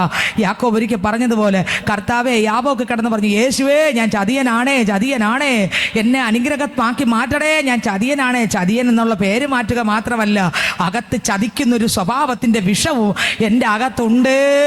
അതിനെ പിഴുത് കളയണമേ, അത് വെട്ടിക്കളയണമേ, അത് ചൂഴ്ന്ന് കളയണമേ, അത് വേരോടെ പറിച്ചു മാറ്റണമേ എന്ന് യാക്കോബ് നിലവിളിച്ചു യാബോക്കിൽ. അതുപോലെ എൻ്റെ അകത്തുള്ളതും പിഴുത് കളയാൻ, അത് വേരോടെ പിഴുത് കളയാൻ. ഹല്ലേലൂയ, ദൈവത്തിന് സ്തോത്രം. കർത്താവേ, 1 കോടിയല്ല അപ്പ, 2 കോടിയല്ല, പാപം നിറഞ്ഞ പാപം നിറഞ്ഞ ജീവിതമാണ് എൻ്റേത്. അത് ഈ ലോകത്തിലെ പണത്തിനോ ലോകത്തിലുള്ള മനുഷ്യന് ക്ഷമിക്കാൻ പറ്റത്തില്ല. എൻ്റെ കർത്താവേ, എന്നോട് ക്ഷമിക്കണമെന്ന് അരുമനാഥൻ്റെ പാദപീഠത്തിൽ നിങ്ങളോട് പ്രസംഗിക്കുന്ന ശാലിനി സിസ്റ്റർ പ്രാർത്ഥിച്ചപ്പോൾ ഒരു ദിവസം എൻ്റെ അപ്പൻ എൻ്റെ അടുത്ത് ഇറങ്ങി വന്ന ആ രക്തം കൊണ്ട് എന്നെ കഴുകി, എന്നെ ശുദ്ധീകരിച്ച്, മക്കളെ, ഞാൻ നിന്നിൽ വസിക്കാമെന്ന് പറഞ്ഞ് എൻ്റെ അകത്ത് കയറി 1 രൂപ പോലും കൊടുക്കാതെ എന്നെ രക്ഷിച്ച സ്നേഹമാണ് യേശുവിൻ്റെ സ്നേഹം. ദൈവത്തിന് സ്തോത്രം. ആ സ്നേഹമാണ് ആരുടെ സ്നേഹം? യേശുവിൻ്റെ സ്നേഹം. അങ്ങനെ ഇരിക്കുമ്പോൾ ഈ 10,000 താലന്ത് കടപ്പെട്ടവന്റെ കടം എന്ത് ചെയ്തു? ഇളച്ചു കൊടുത്തു. അടുത്ത വരി വായിച്ചേ. യജമാനനെ എന്നോട് ക്ഷമ തോന്നണമേ, ഞാൻ സകലവും തന്നു തീർക്കാം എന്ന് പറഞ്ഞു. അടുത്ത വരി. അപ്പോൾ ആ ദാസന്റെ യജമാനൻ മനസ്സലിഞ്ഞ് അവനെ വിട്ടയച്ച് കടവും ഇളച്ചു കൊടുത്തു. ആ ദാസൻ പോകുമ്പോൾ തനിക്ക് 100 വെള്ളിക്കാശ് കടംപെട്ട ഒരു കൂട്ടുദാസനെ കണ്ട് തൊണ്ടയ്ക്ക് പിടിച്ചു ഞെക്കി, നിന്റെ കടം തീർക്കുക എന്ന് പറഞ്ഞു. കണ്ടോ, വലിയ കടം തീർത്ത് വിട്ടതാണ്. ഇപ്പൊ ഒരു ചെറിയ കടം വന്നപ്പോൾ ഇവിടെ എന്ത് ചെയ്തു? പിടിച്ചു. എൻ്റെ പൈസ തന്നിട്ട് പോടാന്ന് പറഞ്ഞു. ഉണ്ടോ? നമ്മളും അങ്ങനെയാണ്. വലിയ കടം എല്ലാം ദൈവം നമ്മളോട് ക്ഷമിച്ചതാണ്. എൻ്റെ അപ്പുറത്തിരിക്കുന്ന സഹോദരന് ചെറിയ കടമേ ഉള്ളൂ, ചെറിയ കടമേ ഉള്ളൂ. അത് എനിക്ക് ക്ഷമിക്കാൻ കഴിഞ്ഞില്ലെങ്കിൽ വലിയ കട എന്നോട് ക്ഷമിച്ചവൻ ഇരിക്കുമോ? ഇരിക്കൂല. അടുത്ത വരി. അവന്റെ കൂട്ടുദാസൻ എന്നോട് ക്ഷമ തോന്നണമേ, ഞാൻ തന്നു തീർക്കാമെന്ന് അവനോട് അപേക്ഷിച്ചു. എന്നാൽ അവൻ മനസ്സില്ലാതെ ഉടനെ ചെന്ന് കടം വീട്ടുവോളം അവനെ തടവിലാക്കി വെച്ചു. കടം വീട്ടുവോളം എന്ത് ചെയ്തു? തടവിലാക്കി വച്ചു. അടുത്ത്. ഈ സംഭവിച്ചത് അവന്റെ കൂട്ടുദാസന്മാർ കണ്ടിട്ട് വളരെ ദുഃഖിച്ച് ചെന്ന് സംഭവിച്ചതൊക്കെയും യജമാനനെ ബോധിപ്പിച്ചു. സംഭവിച്ചതൊക്കെ ആരെ ബോധിപ്പിച്ചു? യജമാനെ ബോധിപ്പിച്ചു. അടുത്ത്. യജമാനൻ അവനെ വിളിച്ചു, ദുഷ്ടദാസനെ, നീ എന്നോട് അപേക്ഷിക്കയാൽ ഞാൻ ആ കടമൊക്കെയും ഇളച്ചു തന്നുവല്ലോ. എനിക്ക് നിന്നോട് കരുണ തോന്നിയതുപോലെ. കണ്ടോ, എന്റെ ദൈവത്തിന് നമ്മളോട് കരുണ തോന്നി, അതുപോലെ നിനക്കും കൂട്ടുദാസനോട് കരുണ തോന്നേണ്ടതല്ലയോ എന്ന് പറഞ്ഞു. ബന്ധുക്കളോട്, കൂട്ടുകാരോട്, നാട്ടുകാരോട്, പ്രിയപ്പെട്ടവരോട്, ആരോ ആകട്ടെ, ഏത് മതവ്യത്യാസമുള്ള ആളോ ആകട്ടെ, നിന്നോട് ക്ഷമിച്ചതുപോലെ നിനക്ക് ക്ഷമിക്കരുതോ? അടുത്ത വരി. അങ്ങനെ യജമാനൻ കോപിച്ച് അവൻ കടമൊക്കെയും തീർക്കുവോളം അവനെ ദണ്ഡിപ്പിക്കുന്നവരുടെ കയ്യിൽ ഏൽപ്പിച്ചു. അതെവിടെയാ? തിരിച്ചു വരാൻ പറ്റുമോ അവിടുന്ന്? ഇനി എഫെസ്യർ 4:32, നിങ്ങൾ തമ്മിൽ മനസ്സരിവുള്ളവരായി ദൈവം ക്രിസ്തുവിൽ നിങ്ങളോട് ക്ഷമിച്ചതുപോലെ അന്യോന്യം ക്ഷമിപ്പീൻ. വായിച്ചേ, എഫെസ്യർ 4:32. ദയയും മനസ്സലിവും ഉള്ളവരായി ദൈവം ക്രിസ്തുവിൽ നിങ്ങളോട് ക്ഷമിച്ചതുപോലെ അന്യോന്യം ക്ഷമിപ്പിൻ. മതി, സ്വത്രം. ഇനി കൊലോസ്യർ 3:13, അന്യോന്യം എന്ത് ചെയ്യണം? ക്ഷമിക്കണം. 2 പേര് ക്ഷമിക്കുമ്പോഴാണ് അവിടെ വിടുതൽ. ഭൂമിയിൽ കെട്ടുന്നത് സ്വർഗത്തിലും കെട്ടപ്പെട്ടിരിക്കും, ഭൂമിയിൽ അഴിക്കുന്നത് സ്വർഗത്തിലും അഴിക്കും. ഇവിടെ അഴിച്ചിട്ടാണ് നമ്മൾ പോയാൽ അവിടെ അഴിഞ്ഞിരിക്കും, ഇവിടെ കെട്ടിയിട്ടാണ് അവിടെ പോയാൽ അവിടെ കെട്ടുകിടക്കും. സ്വത്രം. വായിച്ച കൊലോസ്യർ 3:13. അന്യോന്യം പൊറുക്കയും ഒരുവനോട് ഒരുവന് വഴക്കുണ്ടായാൽ തമ്മിൽ ക്ഷമിക്കുകയും ചെയ്യും. തമ്മിൽ എന്ത് ചെയ്യണം? ക്ഷമിക്കണം. 1 യോഹന്നാൻ 3:10, ദൈവത്തിന്റെ മക്കൾ ആരെന്നും പിശാചിന്റെ മക്കൾ ആരെന്നും ഇതിനാൽ തെളിയുന്നു. വായിച്ചേ. 1 യോഹന്നാൻ 3:10. ദൈവത്തിന്റെ മക്കൾ ആരെന്നും പിശാചിന്റെ മക്കൾ ആരെന്നും ഇതിനാൽ തെളിയുന്നു. നീതി പ്രവർത്തിക്കാത്തവൻ ആരും സഹോദരനെ സ്നേഹിക്കാത്തവനും ദൈവത്തിൽ നിന്നുള്ളവനല്ല. കണ്ടോ, ദൈവത്തിൽ നിന്നുള്ളവൻ അല്ല. ഇനി ഒറ്റ വാക്യം കൂടെ വായിച്ചൊരു പാട്ട് പാടി നമുക്ക് പാവങ്ങൾ ഏറ്റു പറഞ്ഞ് കർത്താവിനോട് നിരപ്പ് പ്രാപിച്ചേ തീരൂ. അടുത്ത് നമ്മൾ പോകുമ്പോൾ എവിടെയെങ്കിലും നിരപ്പ് പ്രാപിക്കാനുണ്ടെങ്കിൽ എന്ത് ചെയ്യണം? നിരപ്പ് പ്രാപിച്ചോളണം, എങ്കിലേ അടുത്ത് കൃപ പ്രാപിക്കാൻ പറ്റൂ. അതാണ് ഞാൻ ഇത് പറയാൻ കാര്യം. വായിച്ചേ, സ്തോത്രം. യാക്കോബ് 2:13. കർത്താവായ യേശുക്രിസ്തു തുരുത്തി, പഴയ തുരുത്തിയിൽ പുതിയ വീഞ്ഞ് പകരത്തില്ല, പുതിയ തുരുത്തിയിൽ പഴയ വീഞ്ഞും പകരത്തില്ല. കോടി തുണിക്കണ്ടം നല്ല പഴയ തുണിക്കണ്ടം പുതിയ തുണിയോട് ചേർത്ത് തുന്നുവോ? തുന്നി എന്ത് ചെയ്യും? അത് ചീത്തയായി പോവും, ചീന്തിപ്പോവും അല്ലേ? അതുകൊണ്ട് പുതിയതിനോട് കൂടി ചേർത്തേ തുന്നു. അപ്പോൾ എൻ്റെ ഹൃദയം വിശുദ്ധമായാൽ അതിൽ പുതിയത് കർത്താവിൻ്റെ അഭിഷേകത്തെ എന്ത് ചെയ്യുള്ളൂ?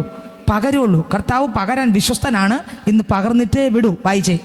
കരുണ കാണിക്കാത്തവന്, എനിക്ക് കരുണ ഇല്ലെങ്കിൽ, കരുണ കാണിക്കാത്തവന് കരുണ ഇല്ലാത്ത ന്യായവിധി ഉണ്ടാകും. എനിക്ക് കരുണ ഇല്ലാത്ത ന്യായവിധി ഉണ്ടാകും. അടുത്ത്, കരുണ ന്യായവിധിയെ ജയിച്ച് പ്രശംസിക്കും. കരുണ എന്ത് ചെയ്യും?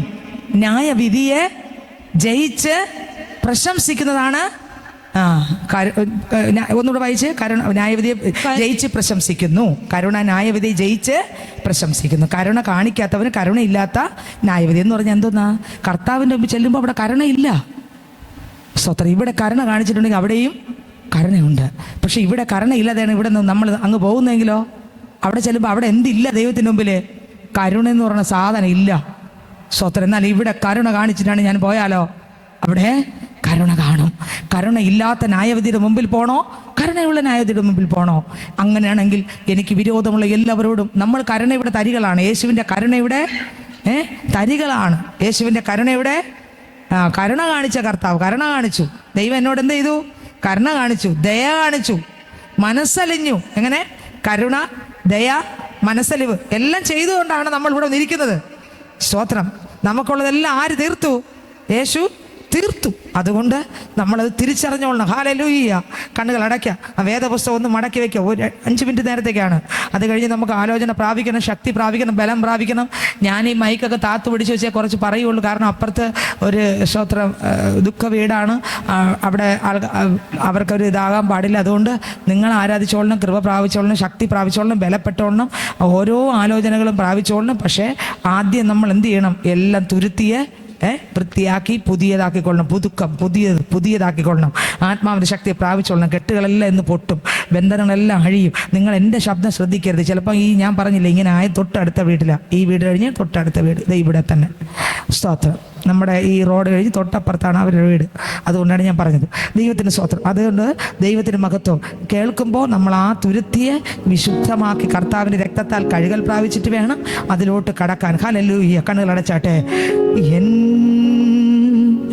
എണീറ്റ് നിൽക്കണമെങ്കിൽ എണീറ്റ് നിൽക്കാം, ഇരിക്കുന്നവർക്ക് ഇരിക്കാം, എന്ത് വേണം ചെയ്യാം. ഫ്രണ്ടിൽ ഇരിക്കണോ ഫ്രണ്ടിൽ ഇരിക്കുക, എങ്ങനെ വേണം നിങ്ങൾക്ക് സ്തുതിക്കാം. ദൈവത്തിന് സ്തോത്രം. ഒരാൾ പാവം ചെയ്ത് ഈ ഭൂമി വിട്ട് നഷ്ടപ്പെട്ടു പോയിട്ട് അയാൾ രക്ഷിക്കപ്പെടാതെ ആയിരിക്കുമ്പോൾ ഒരുപാട് പേരൊന്ന് പ്രാർത്ഥിച്ചാലും അയാളെ സ്വർഗത്തിൽ കൊണ്ടുപോകാൻ പറ്റത്തില്ല. പറ്റുമോ? ദൈവത്തിന് രക്ഷിക്കാൻ പറ്റുമോ? കാരണം എന്താ? ജീവിച്ചിരുന്നപ്പോൾ അയാൾ ആരെ കണ്ടില്ല. രണ്ട് സ്വയം നീതിമാന്മാരെന്ന് അഭിനയിക്കുന്നവരെ സ്വയം അഭിനയിക്കും. 3 കപട വേഷം എന്ന് പറഞ്ഞാൽ ഞാൻ പ്രാർത്ഥനക്കാരിയാണ്, എനിക്ക് പ്രസംഗിക്കാൻ അറിയാം, എനിക്ക് കൃപയുണ്ട്, എനിക്ക് വരവുണ്ട്, എനിക്ക് ദർശനമുണ്ട്, എനിക്ക് വെളിപ്പാടുണ്ട്, ഞാൻ എന്തൊക്കെയാണെന്നുള്ള. എന്നാൽ അകത്തൊന്നും പള്ളിയിലും എല്ലാ ആരാധനയും പാട്ടുമൊക്കെ ഉണ്ട്. പക്ഷേ ഒറ്റയ്ക്ക് എൻ്റെ ദൈവമായിട്ടുള്ള ബന്ധത്തിനകത്തൊന്നും കാണുന്ന തലത്തിലെല്ലാം ഉണ്ട്, കാണാത്ത തലത്തിൽ കപടം. ജീവിതത്തിനകത്ത് സ്വഭാവത്തിനകത്ത് ഒരു വ്യത്യാസമില്ല, ആരാധനയ്ക്കകത്ത് ഭയങ്കര വ്യത്യാസം. എന്താ അതിൻ്റെ അർത്ഥം? ഇവരെ രക്ഷിക്കാൻ ദൈവത്തിന് പറ്റുമോ? ഇല്ല. ഇതെല്ലാം നമ്മളെ വിട്ട് പോകണം. പിന്നെ അവിശ്വാസി സ്വർഗത്തിൽ പോവുമോ? പലപ്പോഴും അവിശ്വാസം വന്ന് എന്ത് ചെയ്യണം? കർത്താവ് എനിക്ക് വിശ്വാസം തരണേ, അവിശ്വാസത്തെ ശാസിക്കണമേ എന്നുള്ളൊരു പ്രാർത്ഥന വേണം. ഒരിക്കൽ യേശുക്രിസ്തുവിൻ്റെ അടുക്കൽ ഒരാൾ പറഞ്ഞു, കർത്താവേ എൻ്റെ വിശ്വാസം വർദ്ധിപ്പിക്കണമേ. കർത്താവ് എന്ത് ചെയ്തു? കർത്താവ് തൊടാതെ വിടുവോ? തൊട്ടു.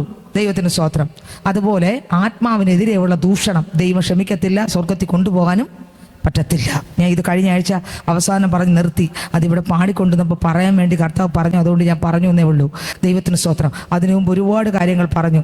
ഒരുപാട് നമ്മളെ കുടുംബജീവിതത്തിനകത്തും പുറത്തും എല്ലായിടത്തും വരുന്ന കുറേ കാര്യങ്ങളൊക്കെ വന്നു. ഇതെല്ലാം നമ്മളകത്ത് വരണം. ഇനി ഇതിലൂടെ പറയാത്ത ഒരുപാട് കാര്യങ്ങൾ ദൈവം നിങ്ങൾക്ക് ഉണർത്തി തരും. അതെല്ലാം ദൈവത്തിൽ നിന്ന് പ്രാപിച്ചുകൊള്ളണം. ഹല്ലേലൂയ. ദൈവത്തിന് സ്തോത്രം. ഓരോരുത്തർക്കും ദൈവം വെളിപ്പെടുത്തുന്നത് വ്യത്യസ്തമായ രീതിയിലായിരിക്കും. എനിക്ക് വെളിപ്പെടുത്തുന്നത് എനിക്ക് വേണ്ടിയുള്ളതാണ്.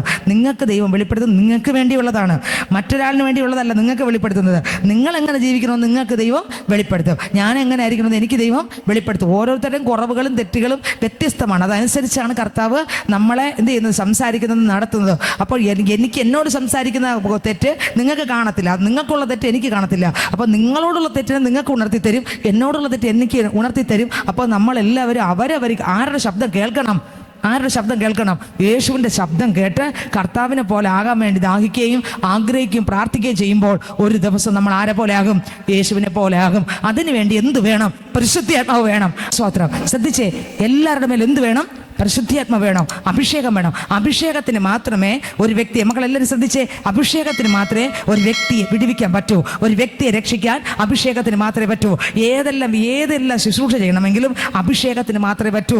അഭിഷേകം നമ്മളിൽ കുറയുമ്പോൾ നമ്മൾ വീണു പോകും. ശ്രദ്ധിച്ചേ, അഭിഷേകം നമ്മളിൽ കുറയുമ്പോൾ നമ്മൾ വീണു പോകും. അഭിഷേകം നമ്മളിൽ കുറയുമ്പോൾ നമ്മൾ ഒളിവിലാകും. അഭിഷേകം നമ്മൾ കുറയുമ്പോൾ പേടി വരും. അഭിഷേകം അപ്പോൾ ഈ ഭയം പോകണമെങ്കിൽ, ഈ പേടി വരാതിരിക്കണമെങ്കിൽ, ഒളിച്ചിരിക്കാതിരിക്കണമെങ്കിൽ ദൈവശക്തിയിൽ നിറഞ്ഞുകൊണ്ടിരിക്കണം ഓരോ സെക്കൻഡും. അഭിഷേകം കുറയുമ്പോൾ, ദൈവശക്തി കുറയുമ്പോൾ, ദൈവശക്തിയുടെ അളവ് കുറയുമ്പോൾ, അല്ലെങ്കിൽ അത് പ്രാപിക്കേണ്ട രീതിയിൽ ഓരോ ദിവസവും വേണ്ട, ഓരോ ദിവസവും പുതിയത് പ്രാപിക്കണം. അതായത് ഓരോ ദിവസവും പുതിയത് പ്രാപിക്കണം. പുതിയത് ഓരോന്ന് എന്ന് പറഞ്ഞാൽ നിങ്ങൾ ചോദിക്കും, സിസ്റ്റർ പുതിയതെന്ന് പറഞ്ഞാൽ എന്തോന്ന് അതിൻ്റെ അർത്ഥം എന്ന് ചോദിക്കും. ഇന്ന് ജീവിക്കാൻ ഇന്നലെ ജീവിച്ച കൃപ പോരാ, ഇന്ന് ജീവിക്കാൻ പുതിയൊരു കൃപ വേണം. ഹല്ലേലൂയ. ഇന്നത്തെ ദിവസം ക്രിസ്തുവിനായി ജീവിക്കാൻ എന്ത് വേണം? പുതിയൊരു കൃപ വേണം. അപ്പോൾ നാളെ കഴിഞ്ഞാൽ നാളത്തെ ദിവസം ജീവിക്കാനോ പുതിയൊരു കൃപ വേണം. അടുത്ത ദിവസം ജീവിക്കാനോ പുതിയത് വേണം. എല്ലാ ദിവസവും പുതിയത് വേണം. അത് നമുക്ക് ആവശ്യമാണ്. അപ്പോൾ ഓരോ ദിവസവും നമ്മൾ എന്ത് പ്രാപിക്കണം? പുതിയത് പ്രാപിച്ചുകൊണ്ടിരിക്കണം. ഹല്ലേലൂയ. നമുക്കറിയാം ഏലിയാവിൻ്റെ കാലത്ത്, നമുക്ക് എല്ലാവർക്കും അറിയാമെന്നുള്ള കാര്യമാണ്. ഞാൻ ആ വേദവാക്യം വായിക്കണമെന്ന് എനിക്ക് അറിഞ്ഞുകൂടാ, ഞാൻ എടുത്തില്ല. യോശുവയുടെ പുസ്തകം വെച്ചുകൊണ്ട് നിൽക്കുകയാണ്, എടുത്തില്ല. എങ്കിൽ രാജാക്കന്മാരുടെ പുസ്തകത്തിനകത്താണ്. ഏലിയാവ് എങ്ങനെയായിരുന്നു എന്ന് ചോദിച്ചാൽ, ഏലിയാവ് നമുക്കറിയാം തിശ്ബിയിൽ നിന്നാണ് ഏലിയാവ് വരുന്നത്. ഏലിയാവിൻ്റെ മറ്റ് മഹത്വങ്ങളൊന്നും പറയുന്നില്ല. പക്ഷെ ഒരു ദിവസം ഒരു വലിയ ഇരുളടഞ്ഞ മേഖലയ്ക്കകത്ത് ഏലിയാവിനെ പരിശുദ്ധാത്മാവ് കൊണ്ടുവന്നിടുന്നു. ആഹാവിൻ്റെ കൊട്ടാരത്തിനകത്ത്, ഇരുട്ടടഞ്ഞ ദേശത്ത്, പാപം നിറഞ്ഞ ദേശത്ത്, വിഗ്രഹാരാധന ദൈവത്തെ ആരാധിക്കാതെ വിഗ്രഹാരാധന നിറഞ്ഞ ദേശത്ത്, അമ്പലങ്ങൾ മാത്രം നിറഞ്ഞ ദേശത്ത്, അന്യാരാധന ശക്തിപ്പെട്ട ദേശത്ത്, കർത്താവേന്ന് വിളിക്കുന്ന ആൾക്കാർ പോലും ഇല്ലാതെ, ഒറ്റ പ്രാർത്ഥന പോലും ഇല്ലാതെ, ഒറ്റ ആരാധന പോലും ഇല്ലാതെ ഉള്ള ആ ദേശത്ത് ഇതാ ഒരു ദിവസം ഒരു പ്രാർത്ഥനക്കാരനെ സ്വർഗം തൂക്കിയെടുത്ത് ആത്മാവിൽ കൊണ്ടുവന്ന് അവിടെ ഇടുകയാണ്. ആഹാവിൻ്റെ കൊട്ടാരത്തിനകത്താണ് ആത്മാവിൽ അയാളെ കൊണ്ടിട്ടത്. ആത്മാവിൽ കൊണ്ടിട്ടപ്പോൾ ആദ്യം പറഞ്ഞ വരി ശ്രദ്ധിച്ച് കേട്ടാലേ മനസ്സിലാവൂ. ആദ്യം പറഞ്ഞ വരി, ഞാൻ പറഞ്ഞല്ലാതെ മഞ്ഞോ മഴയോ പെയ്യുകയില്ല.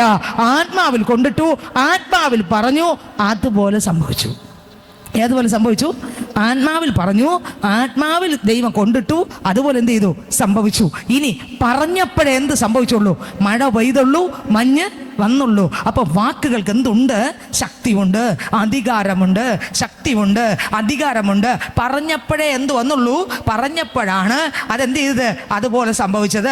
അതുവരെയും ആ വാക്കിൻ്റെ പുറത്ത് എൻ്റെ കർത്താവ് സൂര്യനെ സൃഷ്ടിച്ചു. കർത്താവിൻ്റെ വാക്കിൻ്റെ പുറത്ത് സൂര്യനും സൃഷ്ടിക്കപ്പെട്ടു. അത് ബാക്കിലോട്ട് പോയാൽ എന്ത് സംഭവിക്കും? നമുക്കിവിടെ എന്ത് സംഭവിക്കും? തണുപ്പ് വന്ന് എല്ലാവരും മരിക്കും. സ്തോത്രം. താഴോട്ട് വന്നാൽ എന്ത് സംഭവിക്കും? ചൂട് കൊണ്ട് എല്ലാവരും മരിക്കും. അതുകൊണ്ട് അതിൻ്റെ കറക്റ്റ് പൊസിഷനിൽ തന്നെ ഈ സൂര്യൻ നിൽക്കുകയാണ്. അപ്പോൾ അതേ അധികാരം ഈ ആക്കം കൊടുത്തു. ആരുടെ നാവിലും കൊടുത്തു? ഏലിയാവിൻ്റെ നാവിലും കൊടുത്തു. ഒരിക്കൽ യോശുവയുടെ നാവിലും അത് ഓർമ്മയുണ്ടോ? യോശുവ പറഞ്ഞു, സൂര്യനെ നിർത്തിയില്ലേ, ചന്ദ്രനെ നിർത്തിയില്ലേ? ഓർമ്മയുണ്ടോ? ഹല്ലേലൂയ. അപ്പോൾ നാവിൻ്റെ തുമ്പിൽ ഒരു അധികാരം ദൈവം കൊടുത്തു.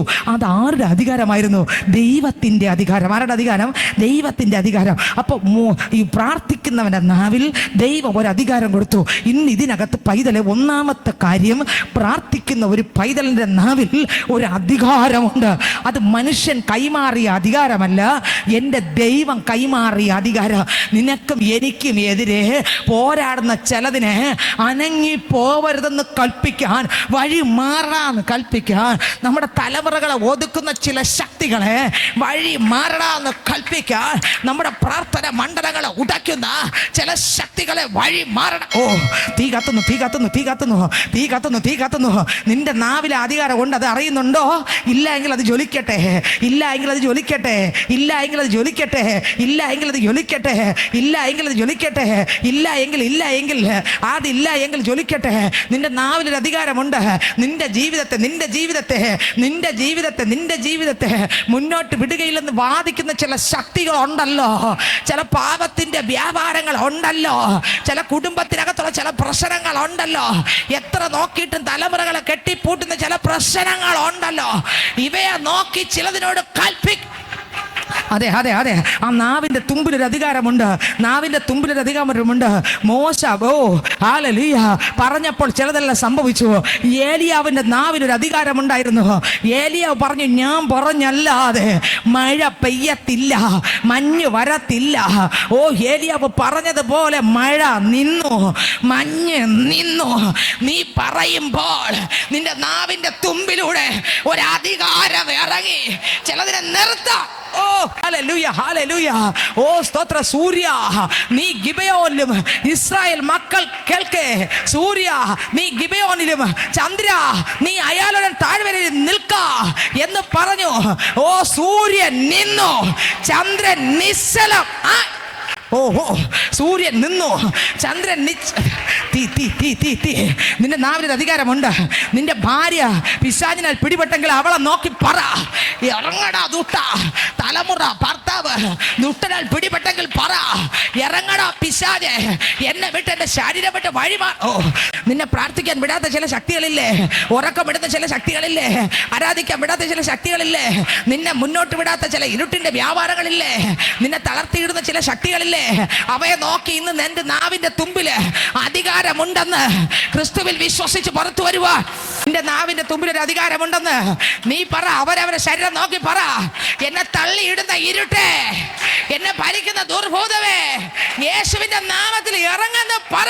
പ്രാർത്ഥന കെട്ടിയല്ലേ, നിന്റെ ആരാധന കെട്ടിയല്ലേ, നിന്റെ സ്തുതിയെ കെട്ടിയല്ലേ, നിന്റെ സ്തോത്രത്തെ കെട്ടിയല്ലേ.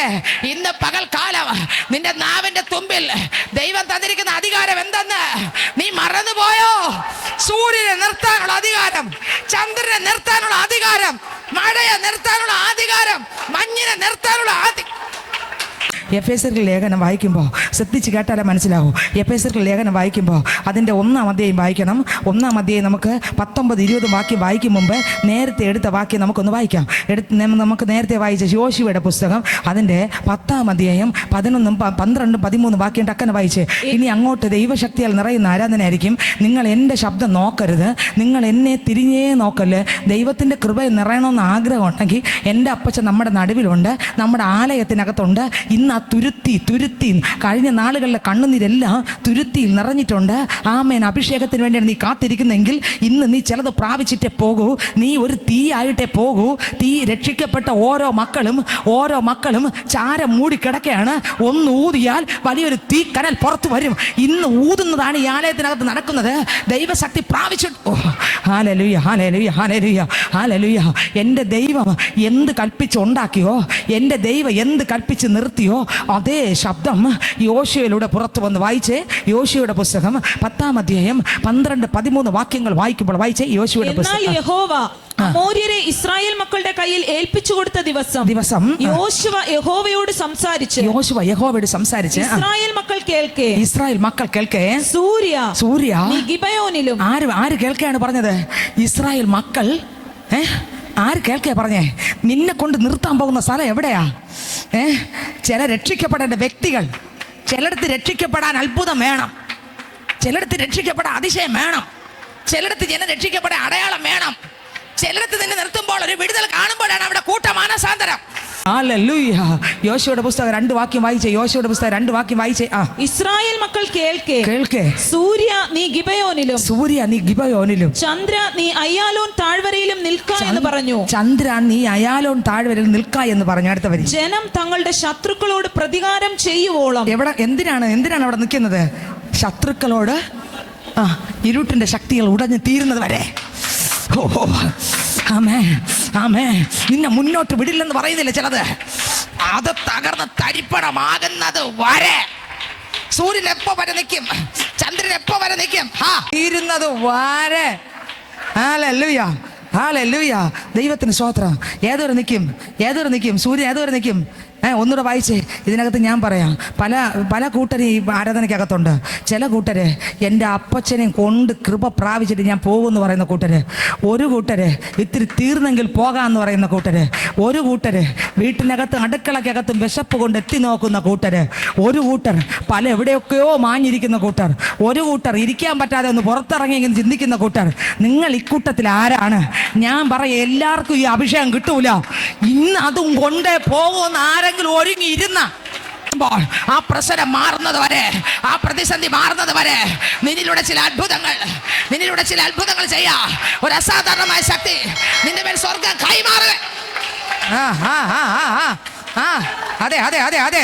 ദൈവനാമ മഹത്വത്തിനായി നീങ്ങുന്നത് വരെ സൂര്യൻ ചലിച്ചില്ല, ചന്ദ്രൻ ചലിച്ചില്ല. അർത്ഥം എന്താ? നീ പ്രാർത്ഥിക്കുന്ന ആ മണ്ഡലം വഴി മാറുന്ന എന്തിനാ? അനങ്ങല്ലെന്ന് പറയുമ്പോൾ പ്രശ്നം തീരുന്നത് വരെ. ഒരിക്കൽ സുന്ദരമെന്ന ദേവാലയത്തിന്റെ ഗോപുരത്തിന്റെ മുറ്റത്ത് ജന്മനാ മുടന്തനായ ഒരുത്തൻ ഇരുന്നു. സുന്ദരമെന്ന ദേവാലയത്തിന്റെ മുറ്റത്ത് ജന്മനാ മുടന്തൻ ഇരുന്നു. അപ്പോൾ പത്രോസിലൂടെ ഇറങ്ങിയ ശക്തി പത്രോസിൻ്റെതല്ല. ആ ദേശത്തെ പിടിക്കാൻ, ആ പട്ടണത്തെ പിടിക്കാൻ, ദൈവത്തിന്റെ നാമ മഹത്വത്തിനായിട്ട് അവിടെ അപ്പോൾ ഇറങ്ങിയ ശക്തി പത്രോസിൻ്റെതല്ല. സകലത്തെ വിളിച്ചു വരുത്തുന്ന ദൈവത്തിന്റെ ശക്തി. പല സ്ഥലങ്ങളിൽ അപ്പോസ്തലന്മാർ പോയപ്പോൾ അത്ഭുതങ്ങളാലും അടയാളങ്ങളാലും വചനത്തെ ഉറപ്പിച്ചു. ചിലടത്ത് അത്ഭുതങ്ങൾ വന്നു, അതിശയം വന്നു, അടയാളം വന്നു. അതിൻ്റെ പിന്നിലൊരു ലക്ഷ്യമുണ്ടായിരുന്നു. പ്രസംഗിച്ച പാസ്റ്ററിനെ വലുതാക്കുവാനല്ല, ദൈവത്തിൻ്റെ നാമം മഹത്വപ്പെടാനും വചനത്തെ ഉറപ്പിക്കാൻ നിന്നിലൂടെ രക്ഷിക്കപ്പെടേണ്ട ജനം രക്ഷിക്കപ്പെടാൻ ആ വചനത്തെ ഉറപ്പിക്കാൻ. ഗ്ലോറി. നീ പോകുന്നിടത്ത് ചിലടത്ത് അത്ഭുതം കണ്ടാൽ അവർ വിശ്വസിക്കൂ. അവിടെ ദൈവ മഹത്വപ്പെടാൻ, അവിടെ വചനം ഉറപ്പിക്കാൻ, ചിലരെ സ്വർഗത്തിലെത്തിക്കാൻ, ചിലർക്ക് അത്ഭുതം വേണം. Jesus, hallelujah. യേശു ക്രിസ്തുവിൽ ഇറങ്ങി നിന്ന അതേ ആത്മാവ് ആ വിശുദ്ധന്മാരുടെ മേലെ ഉണ്ടായിരുന്നു. യേശു ക്രിസ്തു മരിച്ചവരുടെ അടുക്കൽ ചെന്ന് ഉയർത്തുവാന്ന് പറഞ്ഞുല്ലേ? അതുപോലെ പത്രോസ് പറഞ്ഞുല്ലേ? പറഞ്ഞോ? മരിച്ചവരെ ഉയർപ്പിച്ചോ? യേശു ക്രിസ്തു എന്ത് പറഞ്ഞോ അവിടെ ഇറങ്ങിയ അതേ ആത്മാവിൻ്റെ ശക്തി ദൈവനാമ മഹത്വത്തിനായി വചനത്തെ ഉറപ്പിക്കാൻ, പട്ടണങ്ങളെ ക്രിസ്തുവിലേക്ക് കൊണ്ടുവരാൻ, ദേശങ്ങളെ കൊണ്ടുവരാൻ, കർത്താവിൻ്റെ മഹത്വത്തിനായിട്ട് ചിലതിനെല്ലാം മുളപ്പിച്ചു. ഇല്ലാത്ത ജീവനെ മുളപ്പിച്ചു, ചലിക്കാത്തതിനെ ചലിപ്പിച്ചു. ആ ശക്തി ദൈവത്തിലേ ഉള്ളൂ. ആ ശക്തി ഇന്ന് മഴയെ പെയ്യിപ്പിക്കാനും മഴയെ നിർത്താനും മഞ്ഞിനെ പെയ്യിപ്പിക്കാനും മഞ്ഞിനെ നിർത്താനും ആർക്ക് മാത്രമേ അധികാരമുള്ളൂ? ദൈവത്തിന് മാത്രമേ അധികാരമുള്ളൂ. ആ അധികാരം ഇപ്പോൾ ആരുടെ മേൽ ഇറങ്ങി? ഏലിയാവിൻ്റെ മേൽ.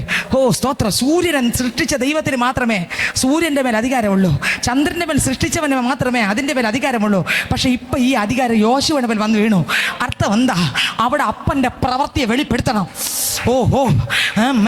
ഇന്ന് ഇതിനകത്ത് നിന്റെ മേലും ദൈവത്തിൻ്റെ പ്രവൃത്തിയെ വിശ്വസിക്കാത്ത ചില ജനത്തിനെ കൊണ്ടുവരാ.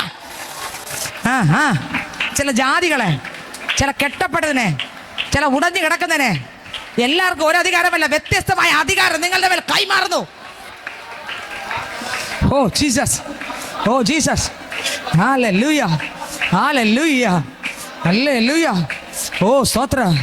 അടുത്ത വരി യോശുവയുടെ പുസ്തകം അടുത്ത വരി വായിച്ചേ. സൂര്യ നീ ഗിബയോനിലും ചന്ദ്ര നീ അയ്യാലോൻ താഴ്വരയിലും നിൽക്ക എന്ന് പറഞ്ഞു. ചന്ദ്രൻ എവിടെ നിൽക്കാൻ പറഞ്ഞു? അയ്യാലോൻ താഴ്വരയിലും നിൽക്കാൻ പറഞ്ഞു. അടുത്ത് ജനം തങ്ങളുടെ ശത്രുക്കളോട് പ്രതികാരം ചെയ്യുവോളം. എത്ര നേരം വരെ പ്രതികാരം ചെയ്ത് തീരുവോളം? സൂര്യൻ നിന്നോ ഇല്ലേ? ആരാ പറഞ്ഞേ? പറഞ്ഞോ? എന്തുകൊണ്ടാ അത് സംഭവിച്ചേ? ഒന്ന്, അയാൾ വിശ്വസിച്ചു. 2, അവിടെ ആവശ്യമായിരുന്നു. 3, കർത്താവ് അങ്ങ് പകർന്നു. അയാളങ്ങ് കണ്ണടച്ച് വിശ്വസിച്ചു. ഇവിടെ ദൈവപ്രവൃത്തി വെളിപ്പെടും. വിശ്വസിച്ചു. യോശുവയുടെ മഹത്വത്തിനല്ല, ദൈവത്തിൻ്റെ മഹത്വത്തിനാണ്. ഞാൻ മറഞ്ഞിരിക്കുന്നു, ദൈവം ചെയ്യുന്നു എന്ന് യോശുവ വിശ്വസിച്ചപ്പോൾ അതുപോലെ ഇന്ന് അതേ അധികാരം ഇതിനകത്ത് പള്ളിക്കകത്ത് ചില മക്കൾക്ക് അത് കൈമാറുക. നിനക്ക് വേണോ? ഇതിനകത്ത് ആർക്ക് വേണം? ആർക്ക് വേണം എടുക്കാം. പക്ഷെ വിശ്വാസം വേണം. പക്ഷെ സൂര്യനും ചന്ദ്രനും നിശ്ചലമായ ഒരു ദിവസം ഉണ്ട്. എന്നാ പറ? ക്രൂശ് മരണത്തിൽ തെറ്റിപ്പോരുത്. ഒന്ന്, സ്വർഗത്തിലെ ദൈവം കൽപ്പിച്ചുണ്ടാക്കിയതെല്ലാം അതതിൻ്റെ പൊസിഷനിൽ നിന്നു യോശുവ പറഞ്ഞപ്പോൾ സൂര്യനും ചന്ദ്രനും അനുസരിച്ചു. രണ്ട്, സകലത്തെ സൃഷ്ടിച്ച സൃഷ്ടാവിൻ്റെ മരണത്തിൽ സൂര്യൻ കണ്ണടച്ചു. ചന്ദ്രനും സൂര്യനും സകല പ്രകാശം മണ്ഡലങ്ങളും കണ്ണടച്ചു. അവർ ഉപവസിച്ചു. ഞങ്ങളെ സൃഷ്ടിച്ച സൃഷ്ടാവ് ഇതാ മരണത്തിന് ഏൽപ്പിക്കപ്പെട്ടു. നിങ്ങൾക്ക് മനസ്സിലായോ? അതിൻ്റെ നടുവിൽ പാറകളെല്ലാം കീറി ഒറ്റ ചെറിയൊരു പാറ കല്ലെടുത്ത് നോക്കുക, അതിലും പൊട്ടൽ കാണും. കാരണം എന്താ? തന്നെ സൃഷ്ടിച്ച ഉടമസ്ഥന്റെ മുൻപിൽ ഉപവസിച്ചതിൻ്റെ പൊട്ടല. 1 രാജാക്കന്മാർ 17 അധ്യായം വായിക്കുമ്പോൾ അതിനകത്ത് എഴുതിയിരിക്കുകയാണ്.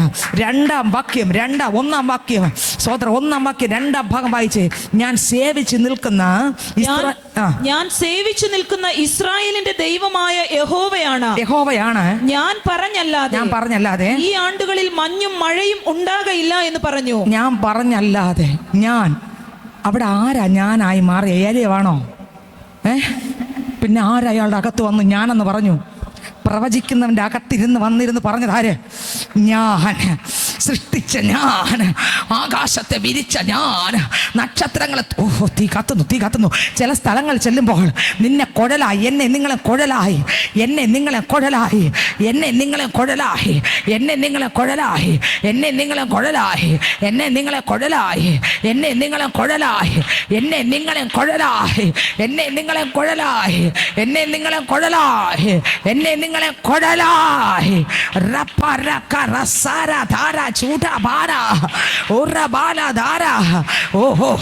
തള്ളിക്കളഞ്ഞ നിന്നെ ചിലടത്ത് കുഴലാക്കാൻ, തള്ളപ്പെട്ട സ്ഥാനത്ത്,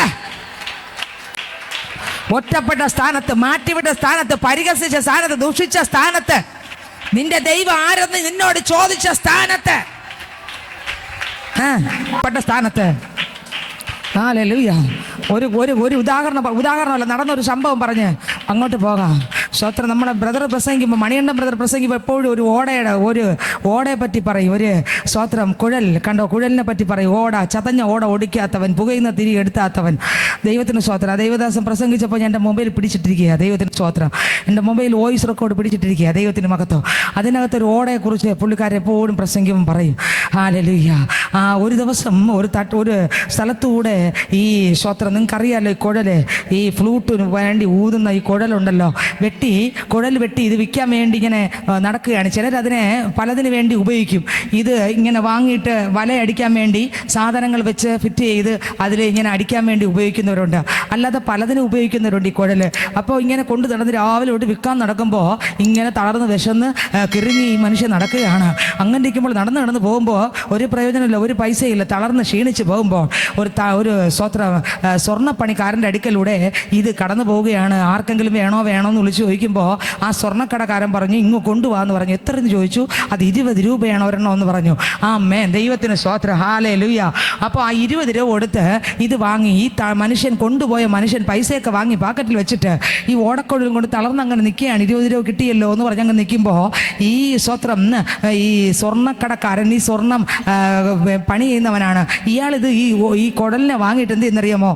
സ്വത്രം മാലും തുമ്പും എല്ലാം കട്ട് ചെയ്ത് ഒരു ഭാഗം അയാളുടെ അളവിന് മുറിച്ചെടുത്ത് ഒരു 3-4 ഹോളിട്ടൊരു പാട്ടങ്ങ് പാടി. തോളിരുന്ന സാധനം ഇപ്പൊ ആരുടെ കയ്യിലായി? പക്ഷെ തോളിരുന്ന അതേ രീതിയിലല്ല കയ്യിലായത്. പിന്നെ വെട്ടി മുറിച്ച് ഹോളിട്ട്. അപ്പൊ ഇത് നന്നായിട്ട് നൊന്തു. ഏത് കുഴലിന് നന്നായിട്ട് നൊന്തു. ഈ കുഴൽ കയ്യിൽ വെച്ച് ഓരോ ഹോളിലും ഇടവിട്ട് മാറ്റി അതിൻ്റെതായ രീതിയിൽ വിരലുകൾ അമർത്തി അത് വായിക്കുമ്പോൾ ഒറിജിനൽ പാട്ട് വായിക്കും പോലെ കേട്ടു. ആൾക്കാരവിടെ എന്ത് ചെയ്തു? വന്ന് വിലയില്ലാത്തത് ചിലതിൻ്റെ കയ്യിൽ ചെന്നാൽ വിലയുള്ളതായി മാറും. നീ ശ്രദ്ധിച്ച് കേട്ടെ, ഈ കൊണ്ടുവന്ന കുഴൽ കൊണ്ട് വിൽക്കാൻ വന്നവൻ പറഞ്ഞു, ആ കുഴൽ എനിക്ക് തരുമോ? ഇങ്ങനെ നിങ്ങളാക്കി ഇത്ര എങ്ങനെ ഊതാൻ പറ്റി എങ്ങനെ തരുമോ? എത്ര രൂപ വേണോ ഞാൻ തരാം, ആ കുഴൽ തരുമോ? ഇയാൾ പറഞ്ഞില്ല, നിന്റെ കയ്യിൽ കുഴലുണ്ടല്ലോ, ഈ കുഴൽ ഞാൻ നിനക്ക് കരുണാസമ്പന്നനായ ദൈവം ഈ ഓടക്കുഴലിനെ എടുത്ത് ഈ എന്നെയും നിങ്ങളെ കയ്യിലെടുത്ത് ചിലടുത്ത് ഹോളിട്ട് ചിലടുത്ത് ചെത്തി വെടിപ്പാക്കി വെച്ചിരിക്കുന്ന എന്തിനറിയാമോ? ചില ഏരിയകളിൽ നിന്ദിക്കപ്പെട്ട് ദുഷിക്കപ്പെട്ടെടുത്ത് ചിലരെ ആകർഷിപ്പിക്കാൻ, ചില ഹോളിൽ ഊതാൻ. ഇന്ന് നീ ദുഷിക്കപ്പെട്ടു, ഇന്ന് നീ ഒറ്റപ്പെട്ടു, നീ പറഞ്ഞിട്ടല്ലാതെ ചിലത് നടക്കുകയില്ലെന്ന് കൊട്ടാരത്തിനകത്ത് എന്ന് പറഞ്ഞു. ഞാൻ പറഞ്ഞിട്ടല്ലാതെ മഞ്ഞുമഴയും പെയ്തില്ല. ഇനി എഫേസ്യരിലൂടെ വായിച്ച് പോവുകയാണ്. വായിച്ചേ, അങ്ങോട്ട് വചനം വായിച്ചു പോകുമ്പോൾ എല്ലാ ശക്തി പ്രാപിക്കും. അവസാനം വരെ എത്ര മണിക്ക് നിൽക്കുമെന്ന് എനിക്ക് അറിഞ്ഞുകൂടാ. എല്ലാ കൃപയും പ്രാപിച്ചിട്ടേ പോകാവൂ. വായിച്ചേ, എഫേസ്യരുടെ ലേഖനം 1-ാം അധ്യായം അതിൻ്റെ 19 മുതൽ വായിച്ചേ. സ്തോത്രം. വായിച്ചേ.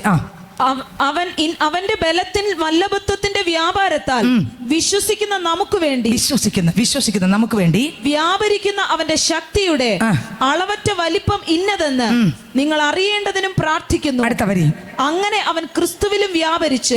ഏത് വ്യാപരിച്ച്? ആ ദൈവശക്തി, ആ കർത്താവ്, ആ സ്വർഗമാകുന്നവൻ, ആ ദൈവമാകുന്നവൻ, ആ മഹത്വം, ആ ദൈവത്തിന്റെ ശക്തി മുഴുവൻ ആരിൽ വ്യാപരിച്ചു? അങ്ങനെ അവൻ ഒരാളത്വമായി, പരിശുദ്ധാത്മാവ് ഒരാളത്വമായി, ഒരാളായി, അവനായി ആരിലിറങ്ങി? പരിശുദ്ധാത്മാവ് അവനായി, ഒരാളത്വമായി, ആത്മാവ് ഒരു വ്യക്തിത്വമായി, ഒരാളത്വമായി. സ്വത്രം. അതേ പരിശുദ്ധ ആത്മാവ് ആരുടെ മേലിറങ്ങി? ക്രിസ്തുവിലും വ്യാപരിച്ചു. ആരിലും വ്യാപരിച്ചു? ക്രിസ്തുവിലും വ്യാപരിച്ചു. ആമേൻ. പരിശുദ്ധാത്മാവ് ഒരു വ്യക്തിയായി, ഒരാളത്വമായി യേശു ക്രിസ്തുവിൽ വ്യാപരിച്ചിട്ടാണ് സ്തോത്രം പരിശുദ്ധാത്മാവിലൂടെ, യേശുവിലൂടെ എല്ലാ അത്ഭുതങ്ങളും നടന്നു. മനസ്സിലായി? എല്ലാ അത്ഭുതങ്ങളും അതേ പരിശുദ്ധാത്മാവെന്ന ആളത്വത്തിലൂടെ യേശുവിലൂടെ വ്യാപരിച്ചു. അടുത്ത വാക്യം വായിച്ച് 20 മുതൽ ഒന്നുകൂടെ വായിച്ച്. അങ്ങനെ അവൻ ക്രിസ്തുവിലും വ്യാപരിച്ച് അവനെ മരിച്ചവരുടെ ഇടയിൽ നിന്ന് ഉയർപ്പിക്കുകയും സ്വർഗത്തിൽ തന്റെ വലത്തുഭാഗത്ത് എല്ലാ വാഴ്ചയ്ക്കും അധികാരത്തിനും ശക്തിക്കും കർത്തൃത്വത്തിനും ഈ ലോകത്തിൽ മാത്രമല്ല വരുവാനുള്ളതിലും വിളിക്കപ്പെടുന്ന സകല നാമത്തിനും അത്യന്തം മീതെ ഇരുത്തുകയും സർവവും അവന്റെ കാൽ കീഴാക്കി വെച്ച്. ഈ സകല കാര്യങ്ങൾ ഇപ്പൊ എവിടെ ഇരിക്കുക? കാലിന്റെ കീഴിൽ. ആരുടെ? യേശുവിന്റെ കാൽ കീഴിലാക്കി വെച്ച് അവനെ സർവത്തിനും മീതെ തലയാക്കി. അതിന്റെ തല ആരാക്കി? എന്റെ യേശുവിനെ സർവത്തിന്റെ മീതെയും തലയാക്കി.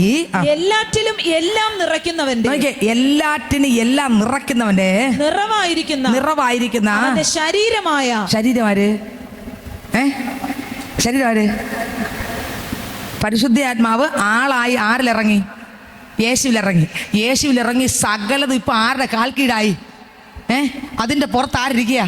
എന്നിട്ട് ഈ ദൈവം പ്രാപിച്ച ആ യേശുക്രിസ്തുവിലുള്ള അതേ അവൻ എന്ന് പറഞ്ഞ ആ പരിശുദ്ധാത്മാവെന്ന ആളത്വത്തെ മുഴുവനുമായി എന്റെയും അപ്പൊ ഒറ്റ ആത്മാവാണ്, 2 ആത്മാവാണ്, 3 ഏതാ? യേശുവിൽ പ്രവർത്തിച്ച, സകലത്തെ സൃഷ്ടിച്ച ആ ആത്മാവ് തന്നെ ഇപ്പൊ ആരിലും, ആ കർത്താവിന്റെ സഭയാകുന്ന, നിങ്ങൾക്ക് മനസ്സിലാവുന്നുണ്ടോ? നിങ്ങൾക്ക് നമ്മുടെ മേലിരിക്കുന്ന അശുദ്ധാത്മാവല്ലെന്ന്. ആമേൻ, ആമേൻ. ഏതാത്മാവ്?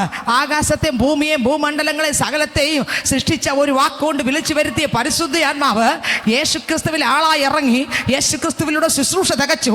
ഇന്നിതാ യേശുക്രിസ്തു സകലത്തെ കാൽ കീഴാക്കിയിട്ട് തൻ്റെ മേലുള്ള ആളത്വമാകുന്ന ആ പരിശുദ്ധ ആത്മാവിനെ എൻ്റെ അകത്ത് അങ്ങ് വിട്ടിരിക്കുകയാണ്, മുഴുവനും തന്നിരിക്കുകയാണ്. എന്നിട്ട് ക്രിസ്തു തലയായി ശരീരമായ എനിക്ക് കീഴടങ്ങിയിരുന്ന് ആ തലയാകുന്ന ക്രിസ്തുവിന്റെ മഹത്വത്തിനായി എല്ലാ ശുശ്രൂഷയും ചെയ്യാം. എല്ലാറ്റിനും തലയാക്കി, എല്ലാറ്റിനും എല്ലാം നിറയ്ക്കുന്നവന്റെ നിറവായിരിക്കുന്ന അവന്റെ ശരീരമായ സഭയ്ക്ക് കൊടുക്കുകയും ചെയ്തിരിക്കുന്നു. സഭ ആര്? ശാലിനി, ഞാൻ ചെയ്തൊരു ശുശ്രൂഷയുണ്ട്, എൻ്റെ അകത്തിറങ്ങിയ ഒരുവനുണ്ട്, അത് പരിശുദ്ധാത്മാവാണ്. ഈ ആത്മാവിനിതാ നിന്റെ മേൽ തരുന്നു. നീ എവിടെ പോകുമ്പോഴും തലയായിട്ട് ഞാനുണ്ടെന്ന് ഓർത്തുകൊണ്ട്, ശരീരമായി നിന്നുകൊണ്ട്, ആ കുഴലായി എല്ലായിടത്തും എനിക്ക് വേണ്ടി ഒരു കൂട്ടം പേരെ കൊണ്ടുവരാൻ സ്വത്രം. പ്രാർത്ഥിക്കുന്നവൻ്റെ നാവിൻ്റെ തുമ്പിൽ ഒരു അധികാരം ഉണ്ടായിരുന്നു. അത് ആരുടെ അധികാരമായിരുന്നു? എൻ്റെ ദൈവത്തിൻ്റെ, ശ്രദ്ധിച്ചു കേട്ടോ, എൻ്റെ ദൈവത്തിൻ്റെ അധികാരമായിരുന്നു.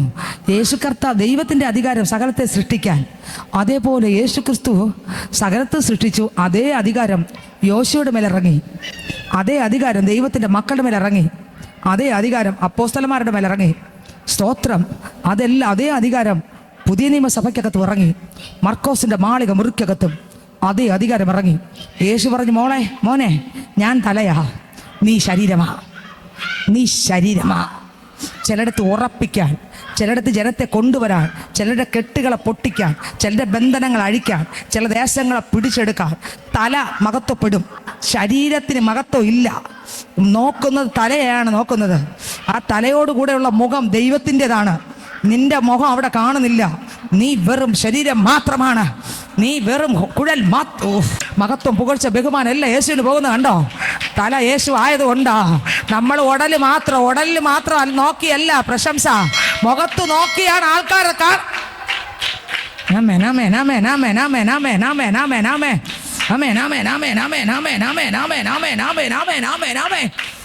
ഓ hallelujah, hallelujah, hallelujah, hallelujah, hallelujah. ദൈവത്തിന് മഹത്വം, ദൈവത്തിന് മഹത്വം, ദൈവത്തിന് മഹത്വം, ദൈവത്തിന് മഹത്വം. ഇന്ന് പകൽക്കാലം ഞാൻ പറയട്ടെ, സ്തോത്രം. ക്രിസ്തു യേശു തല, നമ്മൾ ആരാ? ശരീരം. ഇപ്പോൾ യേശുവിലുള്ളതെല്ലാം ഈ ശരീരത്തിൽ അങ്ങ് നിറച്ചിരിക്കുക. ആമേൻ. മഹത്വം മുഴുവൻ ആർക്കാ പോകുന്നത്? തലയിൽ, ദൈവത്തിന്. നിങ്ങൾക്ക് മനസ്സിലായോ? ഹല്ലേലൂയ. അപ്പോൾ ഈ ഏലിയാവിന് എന്തുണ്ടായിരുന്നു? പ്രാർത്ഥിക്കുന്ന മനുഷ്യനായിരുന്നു. ഒരു അധികാരം നാവിൻ്റെ തുമ്പിൽ ഉണ്ടായിരുന്നു. അയാളിലൂടെ ദൈവത്തിൻ്റെ പ്രവൃത്തി വെളിപ്പെട്ടു, അത്ഭുതങ്ങൾ വെളിപ്പെട്ടു, അതിശയങ്ങൾ വെളിപ്പെട്ടു, അടയാളങ്ങൾ വെളിപ്പെട്ടു. ഹല്ലേലൂയ. മഴ പെയ്തതും മഴയെ നിർത്തിക്കാനും അധികാരമുണ്ടായിരുന്നു. തീർന്നില്ല. യഹോവയിൽ നിന്ന് തീ ഇറങ്ങുന്നത് ഏലിയാവ് പ്രാർത്ഥിച്ചപ്പോൾ ജനങ്ങളെല്ലാം കണ്ടു. 850 പേർ ഒരുമിച്ച് നിന്ന് കൂട്ടത്തോടെ കണ്ടു. ഇന്ന് വരെ കണ്ടിട്ടില്ലാത്ത അത്ഭുതം. ഏലിയാവിലൂടെ തീ, ഏലിയാവ് പ്രാർത്ഥിച്ചുകൊണ്ടിരുന്നപ്പോൾ യഹോവയുടെ തീ മുകളിൽ നിന്ന് ഇറങ്ങി വരുന്ന യാഗപീഠം കത്തിക്കുന്നത് 850 പേർ ഒരുമിച്ച് നിന്ന് കണ്ടു. ആർത്തു വിളിച്ചു. ഏലിയാവ് സ്തുതിക്കുന്നത് തന്നെ ദൈവം. കണ്ടോ? അധികാരം കണ്ടോ? പ്രാർത്ഥിച്ചപ്പോൾ തീയിറക്കുന്ന അധികാരം ഏലിയാവിനുണ്ടായിരുന്നു. ഭയങ്കര ദൈവശക്തിയായിരുന്നു. ആ കാലഘട്ടത്തിൻ്റെ ഒരു പ്രവാചകനും ആ കാലഘട്ടത്തിൻ്റെ ഒരു അത്ഭുതം ചെയ്യുന്നവനുമായിരുന്നു ഏലിയാവ്. എന്നാൽ ആ കാലഘട്ടത്തിൽ തൻ്റെ ശുശ്രൂഷ തികയ്ക്കാനുള്ള, അല്ലെങ്കിൽ താൻ കർത്താവിൻ്റെ അടുത്ത് കയറിപ്പോകുന്നതിന് തൊട്ട് മുമ്പ് സ്തോത്രം അഭിഷേകത്തിൻ്റെ കുറവുണ്ടായി. ഓ, നിനക്ക് എത്രയൊക്കെ മനസ്സിലായോ എന്ന് എനിക്ക് അറിഞ്ഞൂടാ. ഞാൻ പറഞ്ഞു വന്ന കാര്യം ദൈവത്തിന് സ്തോത്രം. ഇതിനിടയ്ക്കെല്ലാം ആലോചന ദൂതും വന്നെങ്കിലും ഞാൻ പറഞ്ഞു വന്ന ഫസ്റ്റ് പോയിന്റ് മുതൽ ഇതുവരെ മനസ്സിലായെന്ന് എനിക്ക് അറിഞ്ഞൂടാ. ആ കാലഘട്ടത്തിൽ പ്രാർത്ഥിക്കുന്ന മനുഷ്യനായിരുന്നു. ആ കാലഘട്ടത്തിൽ സ്തോത്രം ഒരു പ്രവാചകനായി കൽപ്പിച്ച് മഴയെ നിർത്തിച്ചു, മഴയെ പെയ്യിച്ചു.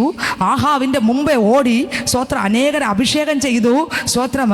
ഹല്ലേലൂയ. സ്തോത്രം. എലീശയെ അഭിഷേകം ചെയ്തു, യേഹൂനെ അഭിഷേകം ചെയ്തു, ഹസായേലിനെ അഭിഷേകം ചെയ്തു, പലരെയും അഭിഷേകം ചെയ്തു അല്ലേ? അഭിഷേകം ചെയ്തു. ആലോചന കൈമാറി, ദൂത് പ്രാപിച്ചു. പിന്നെ സാരപാത്തിലെ വിധവയുടെ അടുക്കൽ പോയി ഇതെല്ലാം ചെയ്തു. എന്നാൽ ഈ മനുഷ്യന് ജയിക്കാൻ പറ്റാത്ത 1, 2, 3 തലങ്ങളുണ്ടായിരുന്നു. നിങ്ങൾക്ക് എത്രയൊക്കെ മനസ്സിലായി ഞാൻ പറഞ്ഞു വന്നത്? അതുകൊണ്ടാണ് ഞാൻ പറഞ്ഞത് ഇയാളെ പോലെ എന്നെ ആക്കണേന്ന് ഇവിടെ പ്രാർത്ഥിക്കല്ലേ എന്ന് പറഞ്ഞത്. ഏലിയാവിനെ പോലെ എന്നെ ആക്കണമെന്ന് പ്രാർത്ഥിക്കല്ലേ. ചില ദൂതുകൾ നിങ്ങൾ കേട്ടിട്ടുണ്ടോ? ഇതാ ഏലിയാവിനെ പോലെ നീ ശുശ്രൂഷിക്കുന്നു. ഏലിയാവ് തോറ്റ സ്ഥലമുണ്ട്. ഈ കാലഘട്ടത്തിൽ ആ പുതപ്പുണ്ടെങ്കിൽ പറ്റില്ലെന്ന് ഞാൻ നിരുത്സാഹപ്പെടുത്തുകയോ മോശം പറയുകയല്ല. ആ വചനത്തെ അടിയിലാക്കിയതല്ല ഞാൻ പറഞ്ഞത്. ആ കാലഘട്ടത്തിൽ പോലും ആ മനുഷ്യൻ ദൈവത്തിൻ്റെ അടുക്കൽ പോകുന്നത് വരെ ആ ലെവലിൽ നിൽക്കാൻ അയാൾക്ക് കൃപാവസാനം ഇല്ലായിരുന്നു. എന്തൊക്കെയാണ് ഇല്ലായിരുന്നത്? ഒന്ന്, അയാൾ ഇസബേലിൻ്റെ വാക്കുകൾ കേട്ടപ്പോൾ ഭയം വന്ന് ഒളിച്ചു. മനസ്സിലായോ? ഒളിച്ചു. 2, ഗുഹയ്ക്കകത്ത് ഇരുന്നു. 3, മരിച്ചാ മതിയെന്ന്. ഇതൊന്നും ജയിക്കാനുള്ള കൃപ ആരുടെ മേലില്ലായിരുന്നു. അതുകൊണ്ടാണ് ഏലിയാവിൻ്റെ പുറകെ നടന്നവനാണ് ആര്? പറ, ആര്? എലീശ നോക്കിയപ്പോൾ ഏലിയാവ് ഒളിച്ചിരിക്കുന്നു. എലീശ നോക്കിയപ്പോൾ മരിച്ചാ മതി എന്ന് ഏലിയാവ്. ഇത്രയും കാലം നിന്ന ആളല്ല ഇപ്പൊ ആര്? ഇതുവരെ കണ്ട ശുശ്രൂഷയല്ല ആർക്ക്, ഇതുവരെ പ്രാർത്ഥിച്ച പ്രാർത്ഥന അല്ല ആർക്ക്. സാരഫാത്തിലെ വിധവയുടെ വീട്ടിൽ ചെന്നപ്പോൾ അവിടെ എന്താ സംഭവിച്ചത്? കാക്ക കൊണ്ട് ആഹാരം കൊടുത്തപ്പോൾ എന്താ സംഭവിച്ചത്? കൊട്ടാരത്തിനകത്ത് കൊന്നുകളയുന്ന സ്ഥലത്ത് എന്താ സംഭവിച്ചത്? അവിടെ എല്ലാം വലിയ വിടുതൽ സംഭവിച്ചതെല്ലാം ആര് കണ്ടു? ഈ മനുഷ്യൻ കണ്ടു. പക്ഷേ ഇവിടെ വന്നപ്പോൾ ചുരച്ചൊടിച്ചിട്ട് വീട്ടിൽ നിന്ന് പറയുന്നു, മതി കർത്താവേ, എടുത്തോണ്ട് പൊയ്ക്കോ, എടുത്തോണ്ട് പൊയ്ക്കോ, എടുത്തോണ്ട് പൊയ്ക്കോ, എടുത്തോണ്ട് പൊയ്ക്കോ. അപ്പം എലീശയ്ക്ക് മനസ്സിലായി, ഏലിയാവിൻ്റെ ശക്തി എനിക്ക് പോരാ. നിങ്ങൾക്ക് പിടികിട്ടുന്നുണ്ടോ ഇല്ലേ? ഏലിയാവിൻ്റെ ശക്തി എനിക്ക് തികയൂല. എങ്കിൽ ഇനിയുള്ള കാലം ജീവിക്കാൻ ഞാൻ എല്ലാം തോറ്റു പോകും. ഏലിയാവ് തന്നെ ഇപ്പം തോറ്റു കുറച്ചെടുത്ത്. ഇവിടെ മാത്രമല്ല, മൊത്തത്തിൽ ഞാൻ തോൽവി അടയും. അതുകൊണ്ട് ഏലിയാവിൻ്റെ ഇരട്ടി തന്നെ. ആമേ ആമേ ആമേ ആമേ ആമേ. ഇരട്ടി ചോദിക്കുക, എന്താ കാര്യം എന്ന് മനസ്സിലായോ? ഈ തലമുറയ്ക്കകത്ത്, ഈ പാവം നിറഞ്ഞ സ്ഥലത്ത്, ഈ പാവം നിറഞ്ഞ ഏരിയയിൽ പഴയ നിയമത്തിൽ 4000 വർഷങ്ങൾക്ക് മുമ്പേ ജീവിച്ചിരുന്ന ഏലിയാവിനുള്ള ശക്തി കൊണ്ട് പറ്റത്തില്ലെന്ന്. അന്നത്തതല്ല ഇന്ന്. അന്നത്തെ കൃപ എനിക്ക് തികയത്തില്ല. ഈ 2025 പകുതി കഴിഞ്ഞ ഈ കാലഘട്ടത്തിന് വേണ്ടുന്ന പുതിയ കൃപ, പുതിയ ശക്തി, പുതിയ അഭിഷേകം, പുതിയ ഭാരം ഈ കാലഘട്ടത്തിന് വേണ്ടുന്ന. എങ്ങനെ ക്വസ്റ്റ്യൻ ചോദിച്ചാലും, എങ്ങനെ പറഞ്ഞാലും, എന്തെവിടെയൊക്കെ നടക്കണമോ അത് നടക്കണമെങ്കിൽ ഈ കാലഘട്ടത്തിന്റെ അഭിഷേകം എനിക്ക് വേണം. ഓ Jesus, Jesus, hallelujah, hallelujah, hallelujah. നിങ്ങൾക്ക് മനസ്സിലായോ? ഞാൻ എപ്പോഴും പ്രസംഗം പറയുന്ന വരി മനസ്സിലായോ? ഹല്ലേലൂയ, സ്തോത്രം. ഏലിയാവിൻ്റെ അഭിഷേകം തികയത്തില്ല. എലീശ നോക്കിയപ്പോൾ മരണം കാത്തിരിക്കുന്നു. ഞാനും ഇനി നിന്റെ അഭിഷേകം തന്നിട്ട് പോകുമെന്ന് പറഞ്ഞാൽ ഇയാൾ അന്ന് മുതൽ മരണം കാത്തിരിക്കുമെന്ന് ആർക്കറിയാം? എലീശയ്ക്ക് എന്നെ അറിയാം. കാരണം ഇറങ്ങുന്നത് ഏതേ ഇറങ്ങുള്ളൂ? ഈ മരണം കാത്തിരുന്നതല്ലേ ഇറങ്ങുള്ളൂ? ഒളിച്ചതല്ലേ ഇറങ്ങുള്ളൂ? ഗുഹയ്ക്കൊക്കെ തിരുന്നതല്ലേ ഇറങ്ങുള്ളൂ? പേടിച്ചതല്ലേ ഇറങ്ങുള്ളൂ? തൊട്ട് മുമ്പ് സാരഫാത്തിലെ വിധവയുടെ വീട്ടിൽ നടന്ന് ഇറങ്ങൂ? ഇല്ല. മാത്രമല്ല, തൊട്ടപ്പുറത്ത് എലീശയിലൂടെ നടക്കേണ്ടതും ഭയങ്കര കാര്യങ്ങളാണ്. ഏലിയാവിലൂടെ നടക്കുന്നതിനേക്കാൾ ഇരട്ടി കട്ടിയുള്ള കാര്യങ്ങളാണ് ആരിലൂടെ നടക്കേണ്ടത്? എലീശയിലൂടെ നടക്കേണ്ടത്. ഏലിയാവിലുള്ള ശക്തി മാത്രം കിട്ടിയാൽ ഇതൊന്നും നടക്കൂല. ഇതാർക്കറിയാം? എലീശയ്ക്ക് നല്ലവണ്ണം അറിയാം. കാരണം കൂടെ നടന്നവനറിയാം. കാരണം മാത്രമല്ല, എൻ്റെ അപ്പനെ യഥാർത്ഥമായി രുചിച്ചറിഞ്ഞവനും അറിയാം. ഇതുകൊണ്ട് എനിക്ക് നിൽക്കാൻ പറ്റത്തില്ല. പാവത്തെ, ലോകത്തെ, ജഡത്തെ, ദുഷ്ടനെ, ഇരുട്ടിനെ, അന്ധകാര ശക്തിയെ ജയിക്കാൻ പറ്റത്തില്ല. പുതിയതെനിക്ക് പ്രാപിച്ചാലേ പറ്റുള്ളൂ എന്ന് ആമേൻ ആ കാലഘട്ടത്തിൻ്റെ പ്രവാചകനായ യോശുവയ്ക്ക് മനസ്സിലായി. അതുകൊണ്ട് ഹല്ലേലൂയ, എലീശയ്ക്ക് മനസ്സിലായി. എലീശ പുറകെ നടന്നു. എലീശ പുറകെ വിട്ടില്ല, വിടൂല. എവിടെ നോക്കിയാലും വിടൂല. 2 രാജാക്കന്മാരുടെ പുസ്തകം 2-ാം അധ്യായം വായിക്കുമ്പോൾ ഏലിയാവ് ചുഴലിക്കാറ്റ് പോകാൻ പോവുകയാ. എലീശ വിടൂല, എലീശ വിടില്ല. കാരണം ഏലിയാവേ, നിന്റെ കൂടെ നടന്നിട്ട് ഞാനും മരണം മതി കർത്താവേ എന്ന് പറഞ്ഞിരിക്കാനല്ല. പിന്നെയോ, മരണത്തിൻ്റെ പ്രശ്നം വരുമ്പോൾ വഴി മാറാന്ന് പറയാം. ഈസബേൽ പേടിപ്പിക്കുമ്പോ അവൻ പേടിപ്പിച്ച ആ ഭയത്തിനെ ഇറങ്ങടാന്ന് പറയാൻ പലതും വാക്കുകൾ കൊണ്ട് അത് ഇതും കാണിച്ച് നിന്നെ പേടിപ്പിക്കുമ്പോ, ഭയപ്പെടുത്തുമ്പോ, നിന്നെ പേടിപ്പിക്കുമ്പോ അത് പൊട്ടണമെങ്കിൽ, ആ ഒളിവ് മാറണമെങ്കിൽ ഗുഹയ്ക്കകത്ത് ഒളിച്ചിരുന്നുല്ലേ? ഗുഹയുടെ പുറത്ത്, പർവ്വതത്തിന്റെ പുറത്ത് ആര് നിൽക്കുക? എൻ്റെ ദൈവം നിൽക്കുക. മറ്റേ ആൾ ഇവിടെ ഇരിക്കുക, ഒളിച്ചിരിക്കുക. ഒളി സ്ഥലത്ത് നിന്ന് പുറത്ത് വരാൻ ഒളിച്ചിരിക്കുന്നു. എനിക്കങ്ങനെ ഒളിക്കണ്ട. എനിക്കെപ്പോഴും എൻ്റെ അപ്പൻ്റെ മുഖം കണ്ടുകൊണ്ടിരിക്കണം, എൻ്റെ അപ്പനെ കണ്ടുകൊണ്ടിരിക്കണം. എനിക്ക് വേറെ ആരും കാണണ്ട. ശത്രുവിൻ്റെ പദ്ധതികളെ പേടിയില്ല, ആഹാവിനെ പേടിയില്ല, ഇസബേലിനെ പേടിയില്ല, മരണത്തെ പേടിയില്ല, മനുഷ്യൻ്റെ വാക്കിനെ പേടിയില്ല, ലോകത്തെ പേടിയില്ല, ദുഷ്ടനെ പേടിയില്ല, ശത്രുവിനെ പേടിയില്ല, ഇരുട്ടിനെ പേടിയില്ല, വാദിക്കുന്ന വെല്ലുവിളിക്കുന്ന ദുർഭൂതങ്ങളെ പേടിയില്ല. അവയെ മൊത്തത്തിൽ കാലഘട്ടത്തിൻ്റെ അഭിഷേകം. ഏതഭിഷേകം? ഈ കാലഘട്ടത്തിൻ്റെ അഭിഷേകം. ഈ 2025 പകുതി കഴിഞ്ഞിരിക്കുമ്പോൾ ഞാൻ പറയാം, 2024 അഭിഷേകം പറ്റൂല. 2025 ജനുവരിയിലെയോ ഫെബ്രുവരിയിലെയോ മാർച്ചിലെയോ ഏപ്രിലെയോ മെയ്യിലെയോ സ്വത്രം ജൂണിലെയോ ജൂലൈയിലെയോ ഈ ദിവസം കഴിഞ്ഞ ദിവസം വരെയുള്ളത് പറ്റത്തില്ല. ഓ ഹല്ലേലൂയ. അതിന്റെ കൂട്ടത്തൊരു പുതിയതെങ്കിലേ പറ്റൂ.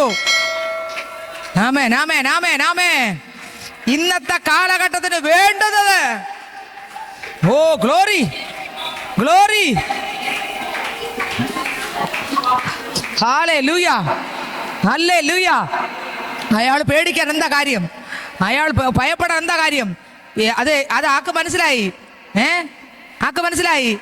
എലീശയ്ക്ക് മനസ്സിലായി. എന്തോന്ന് മനസ്സിലായി? ഇതിനുള്ള അഭിഷേകം ആരുടെ മേലില്ല. അതിനുള്ളത് പ്രാപിക്കാതെ ഞാൻ പോകുകയുമില്ല.